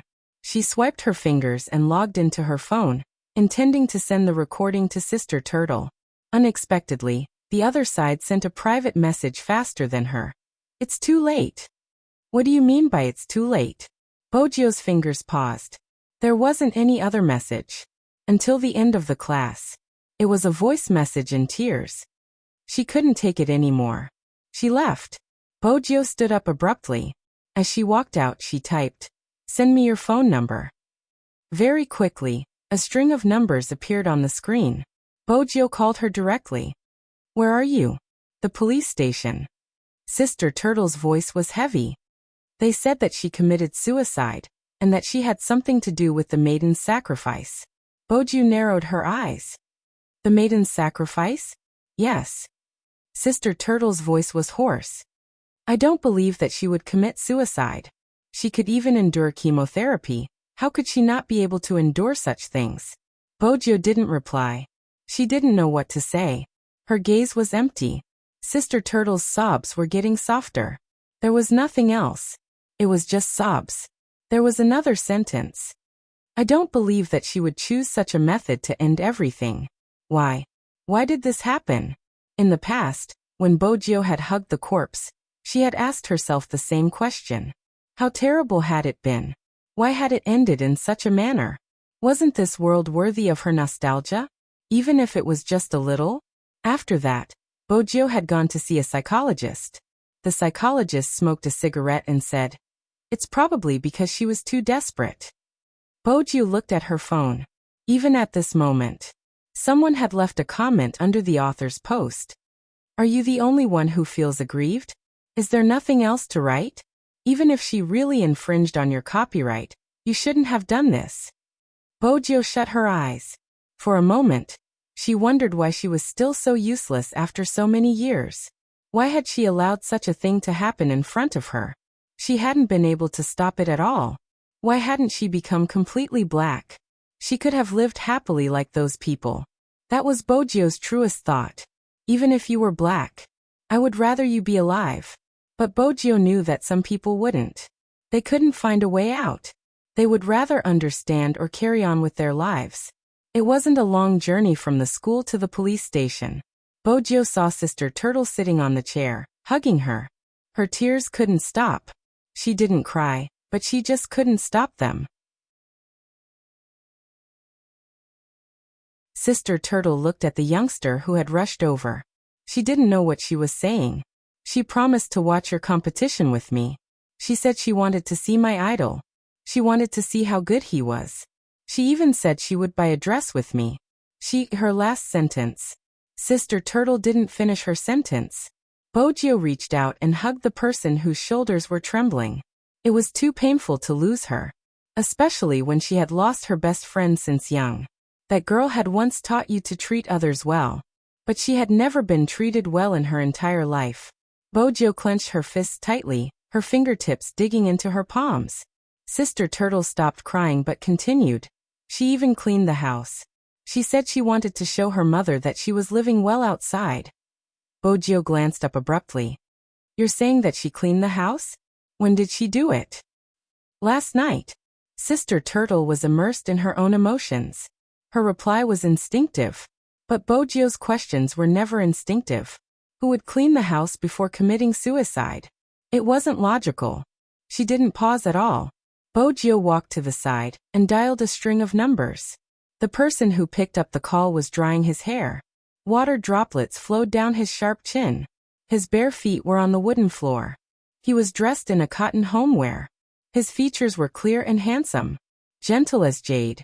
These 4 words were the most suitable to describe him. Who else could it be other than Hoshino? Bojio lowered her voice. Hoshino, I need you to help me check. Bojio's tone deepened.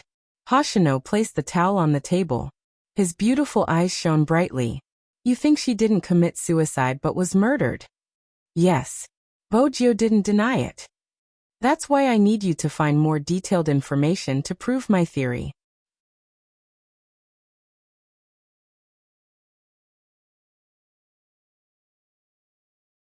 Chapter 937. While Bojio had been speaking, Hoshino had already turned on the laptop screen. As soon as he said the word good, his fingers, which were tapping on the keyboard, suddenly stopped. See, this isn't that simple. I agree with you, she didn't commit suicide, but there's a video that isn't good for her. The video shows that she has a mental problem. Bojio walked further away. What video? I'll send it to you. As Hoshino spoke, he glanced at the comment below and added, Do you have something in your hands now? Bojio replied. The recording of the perpetrator. Don't send it. Hoshino's voice softened. Bojio frowned. What did you find out? The perpetrator wants everyone to think that it was a suicide because the author couldn't stand the copyright infringement and chose to end her life in such a manner. Hoshino placed the mouse down and glanced up.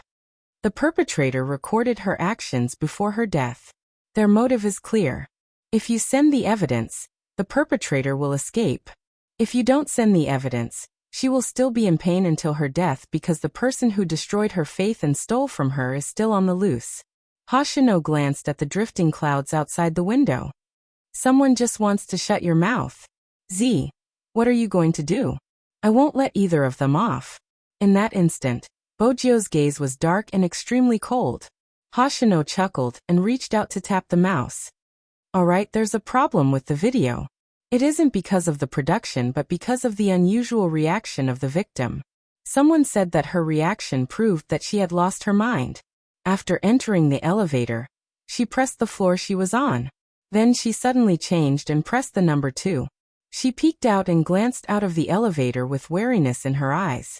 She did this twice as though she was checking for safety. After that, she returned to the elevator and disappeared from the surveillance. When she reappeared, she was sitting in front of her computer. After reading the comments that supported the perpetrator, she hugged herself in depression. Then, she seemed to really want to commit suicide. She picked up a bottle of medicine and drank at least 5 pills with her back facing the computer. Finally, she looked into the camera with a pained expression. The video ended at this point. There's one thing worth noting. No one would call their mother before committing suicide. But this person did. Even though she didn't speak much and wasn't in a good mood, it didn't seem like something a suicidal person would do. Of course, she could have been forcing herself. Then, she fell asleep and slept until the video was released, and the corpse was discovered. Bojio's eyes dimmed. You're saying that the video was released before the corpse was discovered? Yes. Hoshino hit the enter key. She first posted a message on the internet, and then started the live broadcast. When the police found her, it was already too late. Hence, To prove that she didn't commit suicide, we have to solve this mystery. Since she didn't commit suicide, why was there a live broadcast? With that, Hoshino stood up. We need that person to explain. She has to analyze the victim's actions and find a logical explanation. Bojo glanced up. Hoshino walked to the window and said the name that both of them thought of. Chinemo. After Hoshino finished speaking, Bojo paused. Bojo paused for a moment, not because of anything else, but because of the tall figure that appeared in front of her. The man was wearing a black trench coat with a white shirt underneath. His slender fingers held a slender cigarette as he looked at her. This kind of attire only made him look more elegant and handsome. The Almighty! Bojo's eyes lit up. Chinemo walked over, reaching out to pat her head. Who are you calling? He probably hadn't heard the contents of her conversation.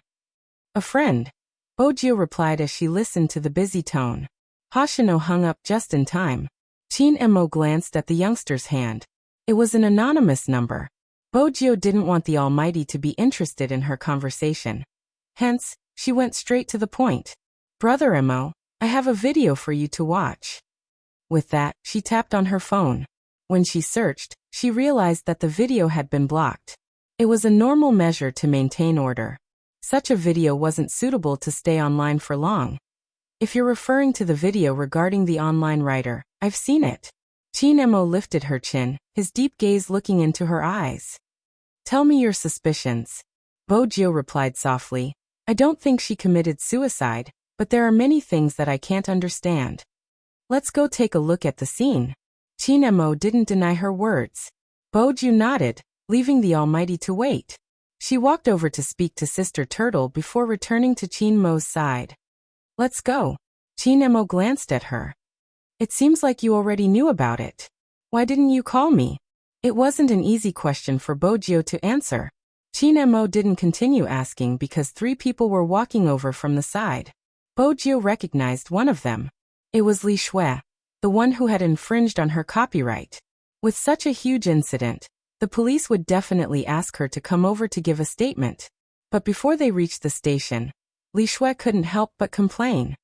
What is going on? She has a fragile heart and yet, she wants me to suffer as well. The policeman wasn't a hot-blooded person. He couldn't take it anymore and turned to glance at her. You had a conflict online, and you infringed on her copyright. She isn't fragile, right? Uncle, don't spout nonsense. Li Shui raised her eyebrows. All I did was create a fan group and write some fanfiction. I used to like her book quite a lot. She, as an author, has wronged me like this. I haven't even had the chance to complain about it. It's as if she's the only one who's wronged. But after the incident last time, I've already given up on the book. The person beside Li Shui laughed. Sir, we are here to solve the problem. It isn't good to be so harsh. There are many plots in this industry. It's just a joke. It isn't an infringement. As for my client's fan group, it isn't against the law, right? At the end of the day, the victim's mental fortitude was too weak. She should have gone to see a doctor if she had mental problems. Why did she end up losing her life? That's right. Li Shui wasn't wrong. The book she had imitated was selling well. It wouldn't be long before it would be released into a movie. She wasn't happy about this. Her fans are brainless. They keep finding trouble with me. I wasn't the one who asked her to die. You police should take care of them and stop them from slandering me. Bojo clenched her fists as she listened to them. She clenched her fists until her palms were red. Only then could she control the violence in her heart.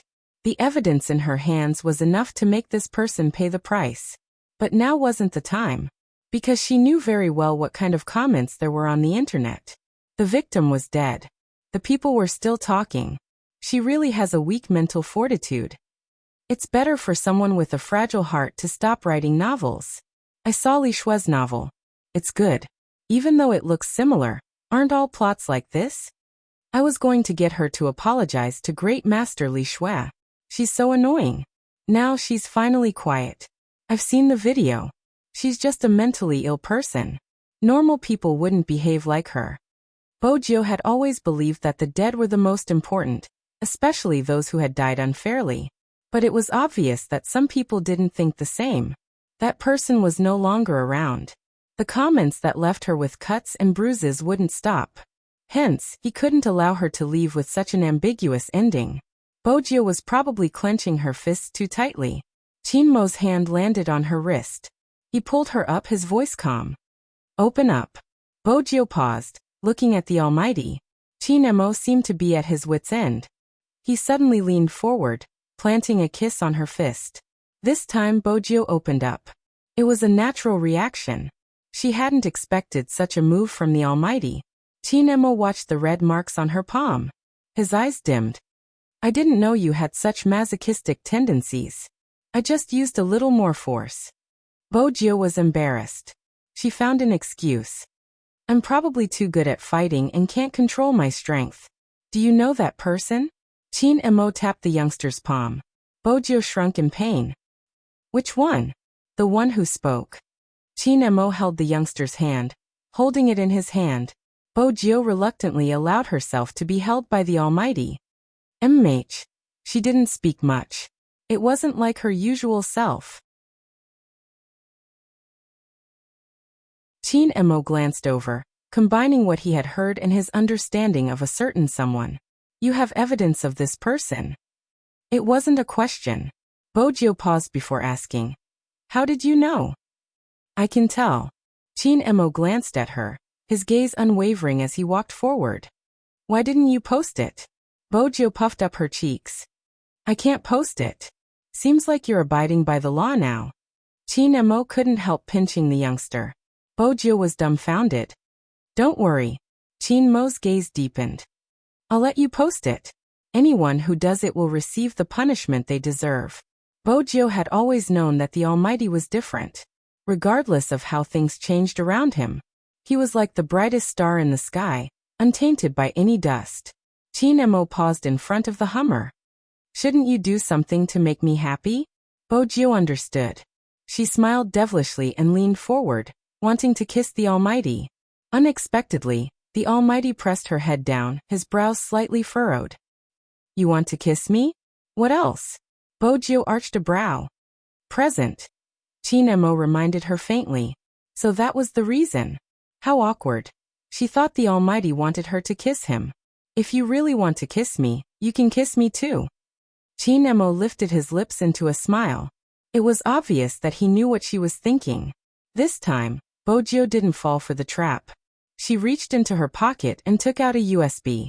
That USB flash drive was obviously not an ordinary USB flash drive. It wasn't just the material but also the appearance. The word 9 was engraved on the silver surface. Pushing it to the side, it was an electronic cigarette lighter. This wasn't the only USB Bojio had given him. In fact, as early as when she was young, the night before she left with her father, she had placed a USB drive like this on his cabinet. Now that she thought about it, the Almighty probably hadn't discovered it. Or perhaps he had, but he had forgotten about it. Is it for me? Chinmo asked. MH. Bojio wanted to tell him how to use it. Chinmo moved his hand to the side. Why? Do you want it back after giving me a present? No, Bojio replied. Other than the cigarette lighter, there's a second present inside. You can read it by inserting it into the laptop. Chinmo smiled. It was a rare smile. It was like the sunlight shining through a bottle of mineral water. It was clean and beautiful. Bojio watched his smile, her heart skipping a beat. Hence, when Chinmo kissed her, her fingers didn't react. It was a light kiss, as though he was eating a mint candy, slightly cold and sweet. She finally understood how those overbearing CEOs felt when they bought things for their mistresses. $1,000 for a beauty's smile. That was probably it. But ever since they had boarded the car, the Almighty hadn't glanced at her.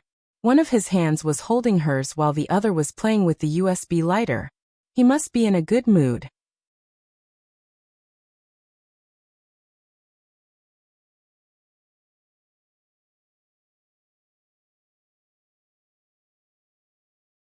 Chapter 938. That's not all. Chinmo walked to the door, turning back to look at Bojio. There aren't any surveillance cameras in the entire corridor, which means even if someone really followed her, there wouldn't be any traces left. Bojio had noticed this as well. That was why it was so difficult to gather evidence. A woman's sixth sense isn't completely baseless. Qin Mo's voice was calm. Compared to what the eyes can see, psychological actions are much faster. As the crime scene, there would definitely be police officers around. Even if the victim was no longer around, there would still be traces left behind. Such a sensational case wouldn't be handled by an ordinary department, hence, it would be handed over to the crime squad. The moment Bojio entered, she saw Director Huang with a solemn expression. "Did you find anything?" Director Huang shook his head, his white-gloved hand moving the mouse. Director Huang shook his head, his white-gloved hand moving the mouse. "I got someone to check. There wasn't anyone else recording her.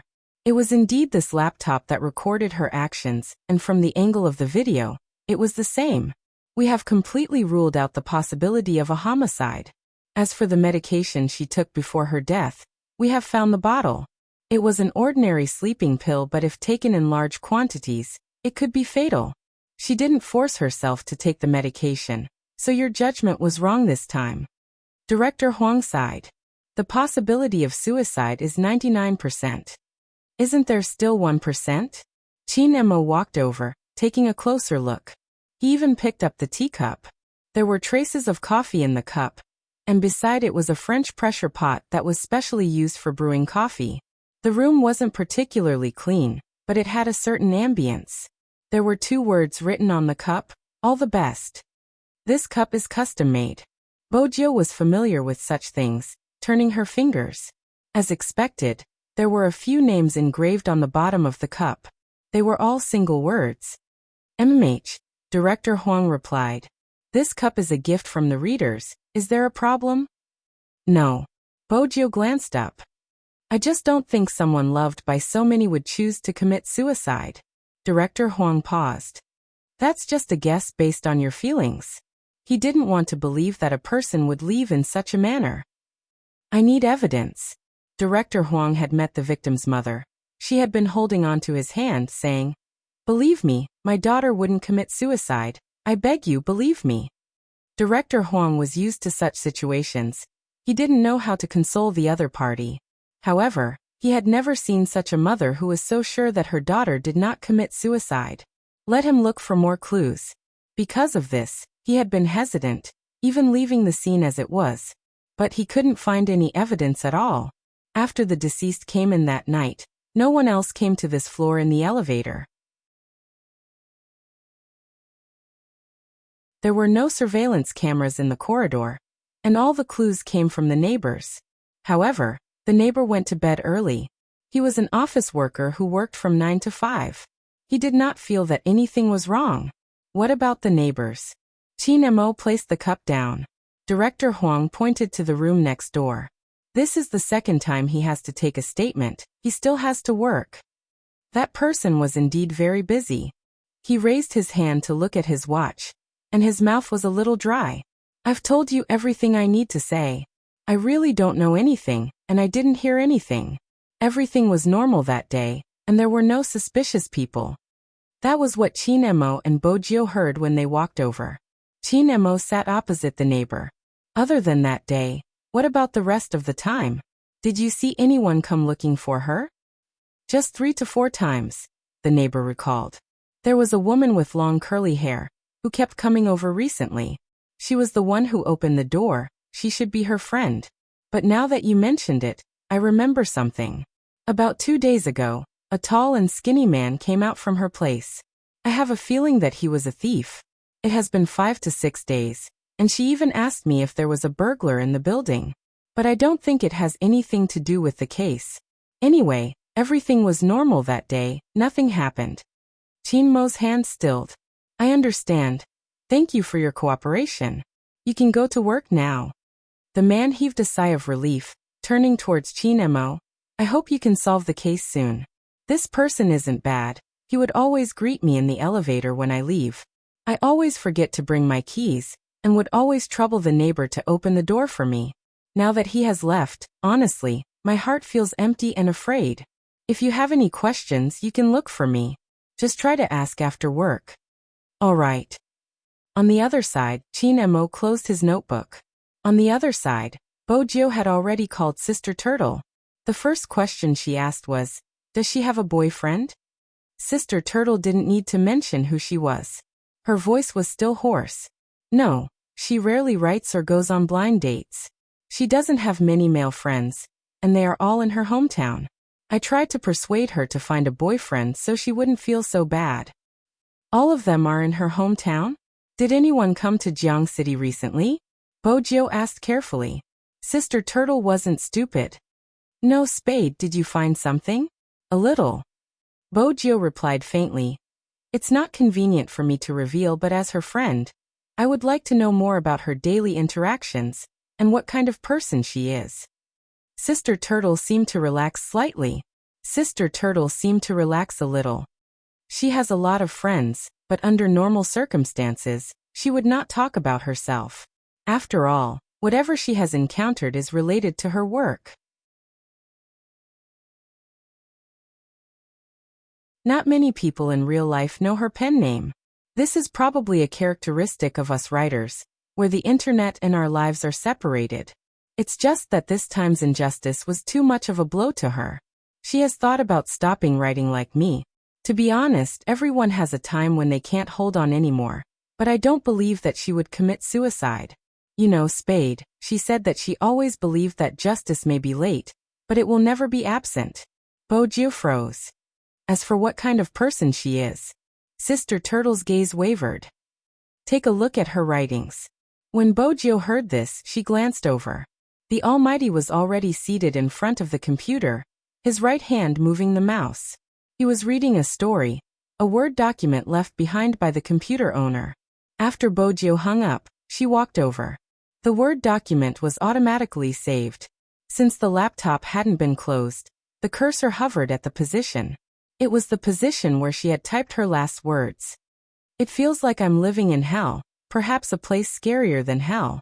I feel like I'm living in hell, or maybe it's a place scarier than hell, but the miracle is that the flowers that bloom in hell are more tenacious. I'm glad that I met you guys, glad that I'm able to write what I want to write under your company. Many people think that this is a war, but it's not. I'm just making the weakest voice I can after encountering injustice. I hope that my voice can influence some people. I hope that they won't become beasts and thieves, so that the original creators will be disappointed. I hope that after they graduate, when they encounter injustice, they will be able to speak out bravely instead of keeping it in their hearts. I hope that they know that no matter how lonely and afraid they are now, there will always be a group of people who will pass through the surging crowd to give them a hug. You're not alone, there's still justice. Human nature can't be understood, but I'll be with you guys, just like you guys used to accompany me." Bojo didn't understand this industry, but she had the basic ability to read and understand. A person who can write these words wouldn't commit suicide. The most important thing is the last sentence. "I will be by your side." Bojo turned away from Chinemo, her fingers tapping the screen. This sentence means to continue. Chinemo glanced at the youngster's sharp chin, which was very close to him. "Smart, but this can't be used as evidence." Director Huang nodded. Bojo clenched her fists tightly. Chinemo caressed her head. "But no one would have the mood to drink coffee before committing suicide. Besides, we can confirm that our previous guess is correct. Someone is approaching her." Before Chinemo could finish his sentence, a round of applause came from the other side. "It seems like I came at the wrong time." It was Smith. He was still dressed in a well-ironed suit with a British style, making him look like a famous detective. After hearing young Master Chin's shocking words, "I understand why you would think that someone is approaching her. It must be because of the witness's testimony regarding the burglar. The burglar did exist and entered her room, perhaps even stealing her things. But this has nothing to do with her suicide. There weren't any traces at the crime scene, be it fingerprints or other traces. The cause of her death was the sleeping pills she had consumed. If we were to forcefully consider it as a homicide, the person who caused her pain would escape punishment. However, China doesn't seem to have a specific law in this aspect. Now that the culprit has been bailed out and isn't affected, this case should end here." Director Huang was about to say something when Smith spoke again. There was a piece of paper in his hand. The higher-ups have given orders for me to be in charge of this case. Hence, we have to invite the external staff to head out. It's better to end our speculations here. With that, Smith gestured for Qin Mo to leave. With Director Huang's temper, he couldn't take it anymore. Qin Mo's expression was nonchalant. Bojiu arched a brow. With the Almighty in this state, the other party would only be in trouble. She hadn't expected to meet the Almighty's gaze. Smith must have treated the Almighty as a formidable opponent, which was why he had gotten so close to him. He was trying to create a tit for tat. But he hadn't noticed the Almighty's gaze. To a certain extent, they had a telepathic connection. After sensing the Almighty's gaze, Bojiu brushed past him, an item appearing in her left hand. She stuffed her left hand into her pocket as though nothing had happened. Director Huang stilled. He knew what the youngster had taken. It was the medicine box in his palm. But it was obvious who had given the youngster the medicine box.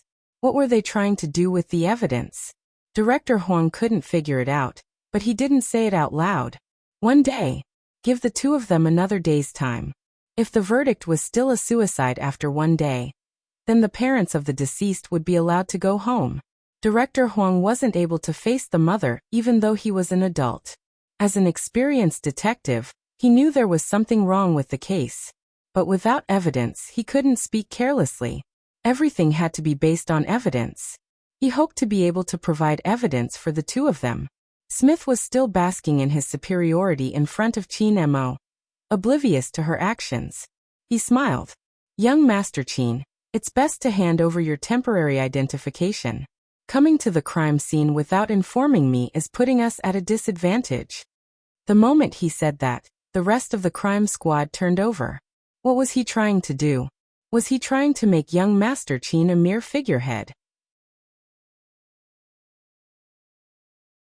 Director Huang's face darkened, turning ugly. Since I'm in charge, I can't be careless. Young Master Qin, I'm sorry. This time, Qin Mo didn't bother looking at him. Swoosh. Something seemed to have brushed past his face, stabbing into the wooden table behind him. It pierced into the wood. He couldn't help trembling. Qin Mo wasn't affected, bringing the youngster out of the apartment. Director Huang gritted his teeth in anger. Was Smith here to harm him? It hadn't been easy for him to become a member of the crime squad. He had only handed over a temporary identification because he didn't want to. Now that he had thrown the identification back, it would be hard to get it back. Smith, if he wasn't stupid, then there was something wrong with him. Director Huang's eyes dimmed. Could it be him? The spy who had been discovered when Qin Mo had approached the drug dealer? He couldn't be sure, hence he had to observe. Smith didn't seem to be acting strangely. At this moment, Bojiu and Qin Mo got into the car. Bojiu opened her palm. It was a bottle of medicine, evidence from the crime scene. You suspect there's something wrong with the medicine? Bojiu asked Qin Mo. Qin Mo pressed his fingers on her wound. When she wasn't hurting anymore, he replied. It's fine, it seems like it's healed. What a shocking recovery speed. Bojiu muttered softly. As the overbearing sugar daddy, how can he be defeated by such a small injury? What did you say? Qin Mo arched a brow. Bojiu cleared her throat, smiling devilishly. Nothing. The Almighty's ears were really sharp. Is that so? Qin Mo asked slowly. Why did I hear the word sugar daddy? Bojiu replied seriously. You heard wrongly. Qin Mo glanced at her nonchalantly, especially when she looked so serious. He wanted to pinch her. Qin Mo reached out to pinch her face, lowering the bait. Do you want to hear my analysis? Of course. Bojiu knew the Almighty must have found something. Qin Mo retracted his hand, his face noble. Then let's be honest. Bojiu asked. Am I being dishonest? The Almighty replied. You haven't taken the bath you promised.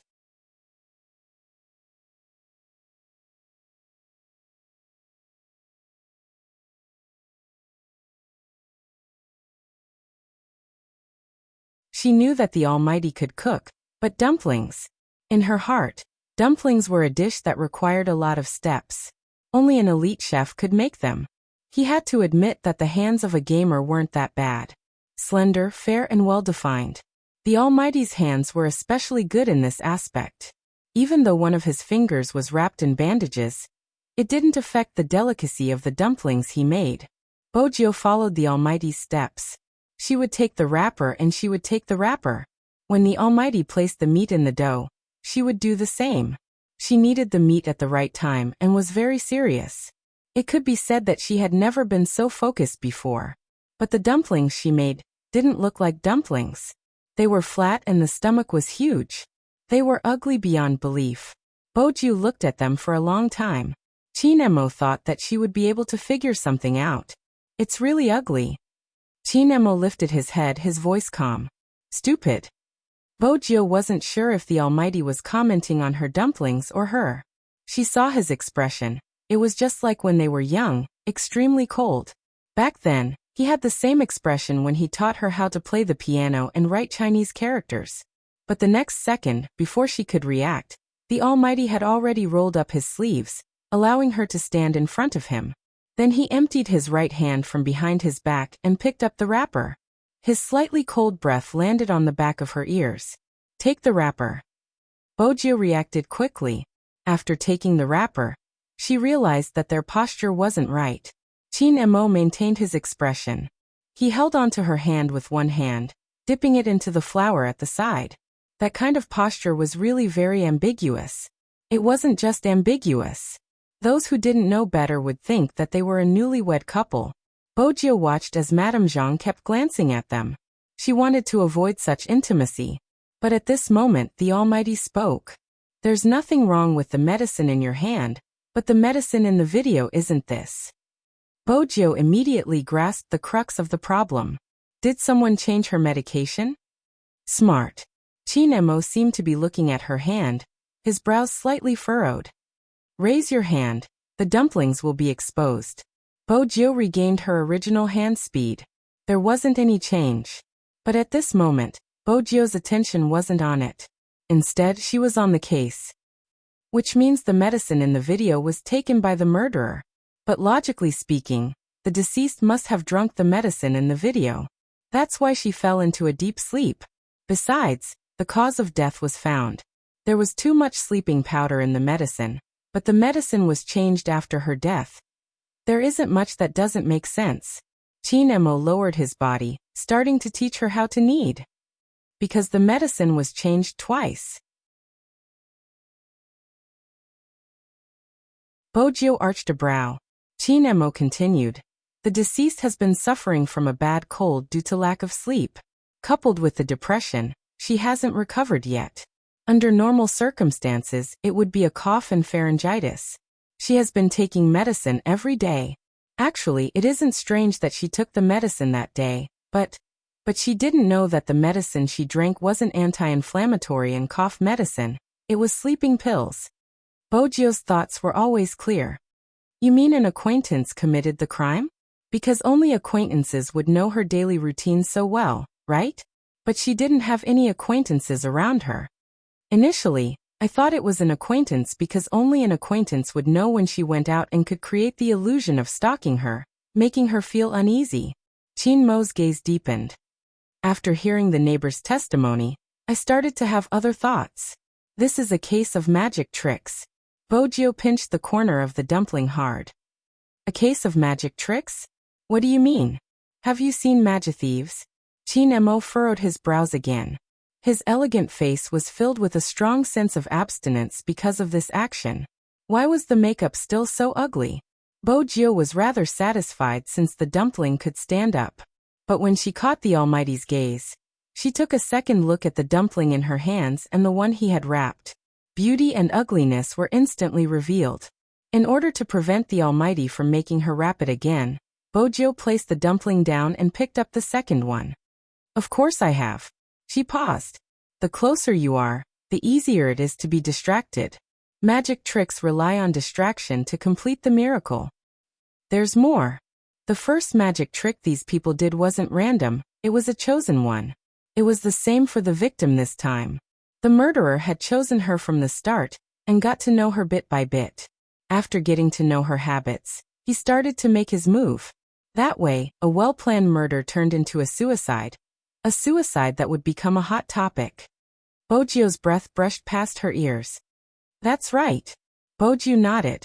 Madame Zhang hadn't wanted to disturb her young master and young Master Jiu since they were so close. But when she heard the word suicide, she couldn't take it anymore. Young master, are you referring to the news on the internet today? No, it's a pity for the girl. I heard she was still young and yet, she's gone just like that. Her family must be devastated. The most infuriating thing is the comments from passers-by. They even said she was trying to get famous. Where did they say that? Bojo asked. Madame Zhang wiped her hands, pulling out a phone from her apron. It's all here, I was just looking at it. Bojo took Madame Zhang's phone. It was a forum that had been created by the fans of the deceased. Yet a bunch of analytical emperors had appeared. If you want to commit suicide, just commit suicide. Why did you have to let everyone see it? I feel that she just wanted people to notice her. That's why she created such a video. After her death, the topic would naturally become a hot topic. I don't mean to disrespect her, but the truth is that she did it. Her popularity has increased and the statistics are there. Also, her fans are interesting. Didn't they just write about her? Didn't they just write similar articles? They just won't let go. Anyway, as a passerby, I just want to give you 2 words, hee. After Bojo finished reading the comment, she clicked on the profile picture. When she saw the person she followed, her gaze deepened, turning dark and cold. Madame Zhang, she isn't a passerby. She isn't a passerby? Madame Zhang was confused. Bojo replied faintly. The person she followed has the profile picture of the violator. It's obvious that the violator knows her. Tell her to be smarter when pretending to be a passerby next time. She shouldn't be so stupid. Besides, not everyone has humanity. Madame Zhang was even more confused by the youngster's words. She was confused because she had never heard the youngster speak so ruthlessly before. However, Madame Zhang didn't know that the hand Bojo placed down was a face that had been squeezed out of shape. This meant that a large portion of the viciousness had been transferred to her palm. Because Bojo knew the source of such comments. Li Shui. At this moment, Li Shui had already returned home from the police station. She wasn't in a good mood since she felt that this was all because of the original author. She opened her WeChat moments. They were all fans she had gained from the original author. She said, I'm so annoyed. Little fairies, can anyone sing a song for me? The WeChat moments immediately became lively. Someone else said, I'm annoyed too, this news is endless. Who can the author blame for her fragile heart? It's good that she's dead. Stop talking, the situation is tense now. Li Shui was smart and quickly stopped those people. Most of them were students. Soon the topic shifted to homework. In reality, who died and how she died had nothing to do with them. It was understandable. After all, not everyone wanted to distinguish right from wrong and not everyone had a heart of compassion. But it was good that she was dead. How could she turn around and say that she was a true fan who had been wronged by the original author? This was no different from pretending to be a sanctimonious scumbag after raping someone. It was a piece of cake for Bojo to sneak into this circle. The moment she found out about this matter, she had already snuck in. But the more she understood, the more she couldn't control the anger that surged out. She understood how human nature worked. But this time, she had to tolerate it. She was thinking about the consequences of the evidence being made public.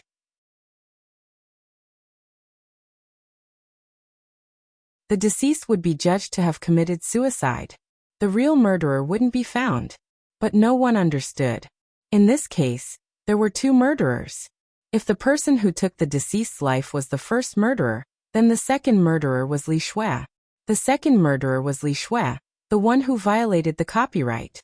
The first murderer was easy to deal with as long as she was caught.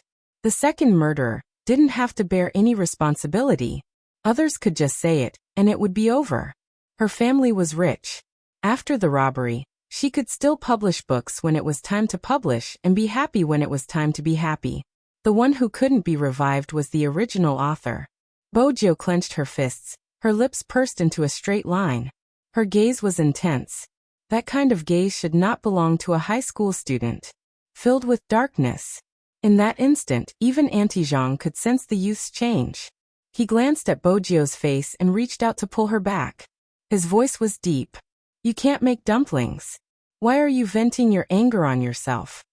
Bojio was pulled back from her thoughts, probably because the aura behind her was too obvious. The person who spoke was clearly not very gentle, but the Almighty seemed to be such an existence. When she was about to become an evil dragon, he would always pull her back.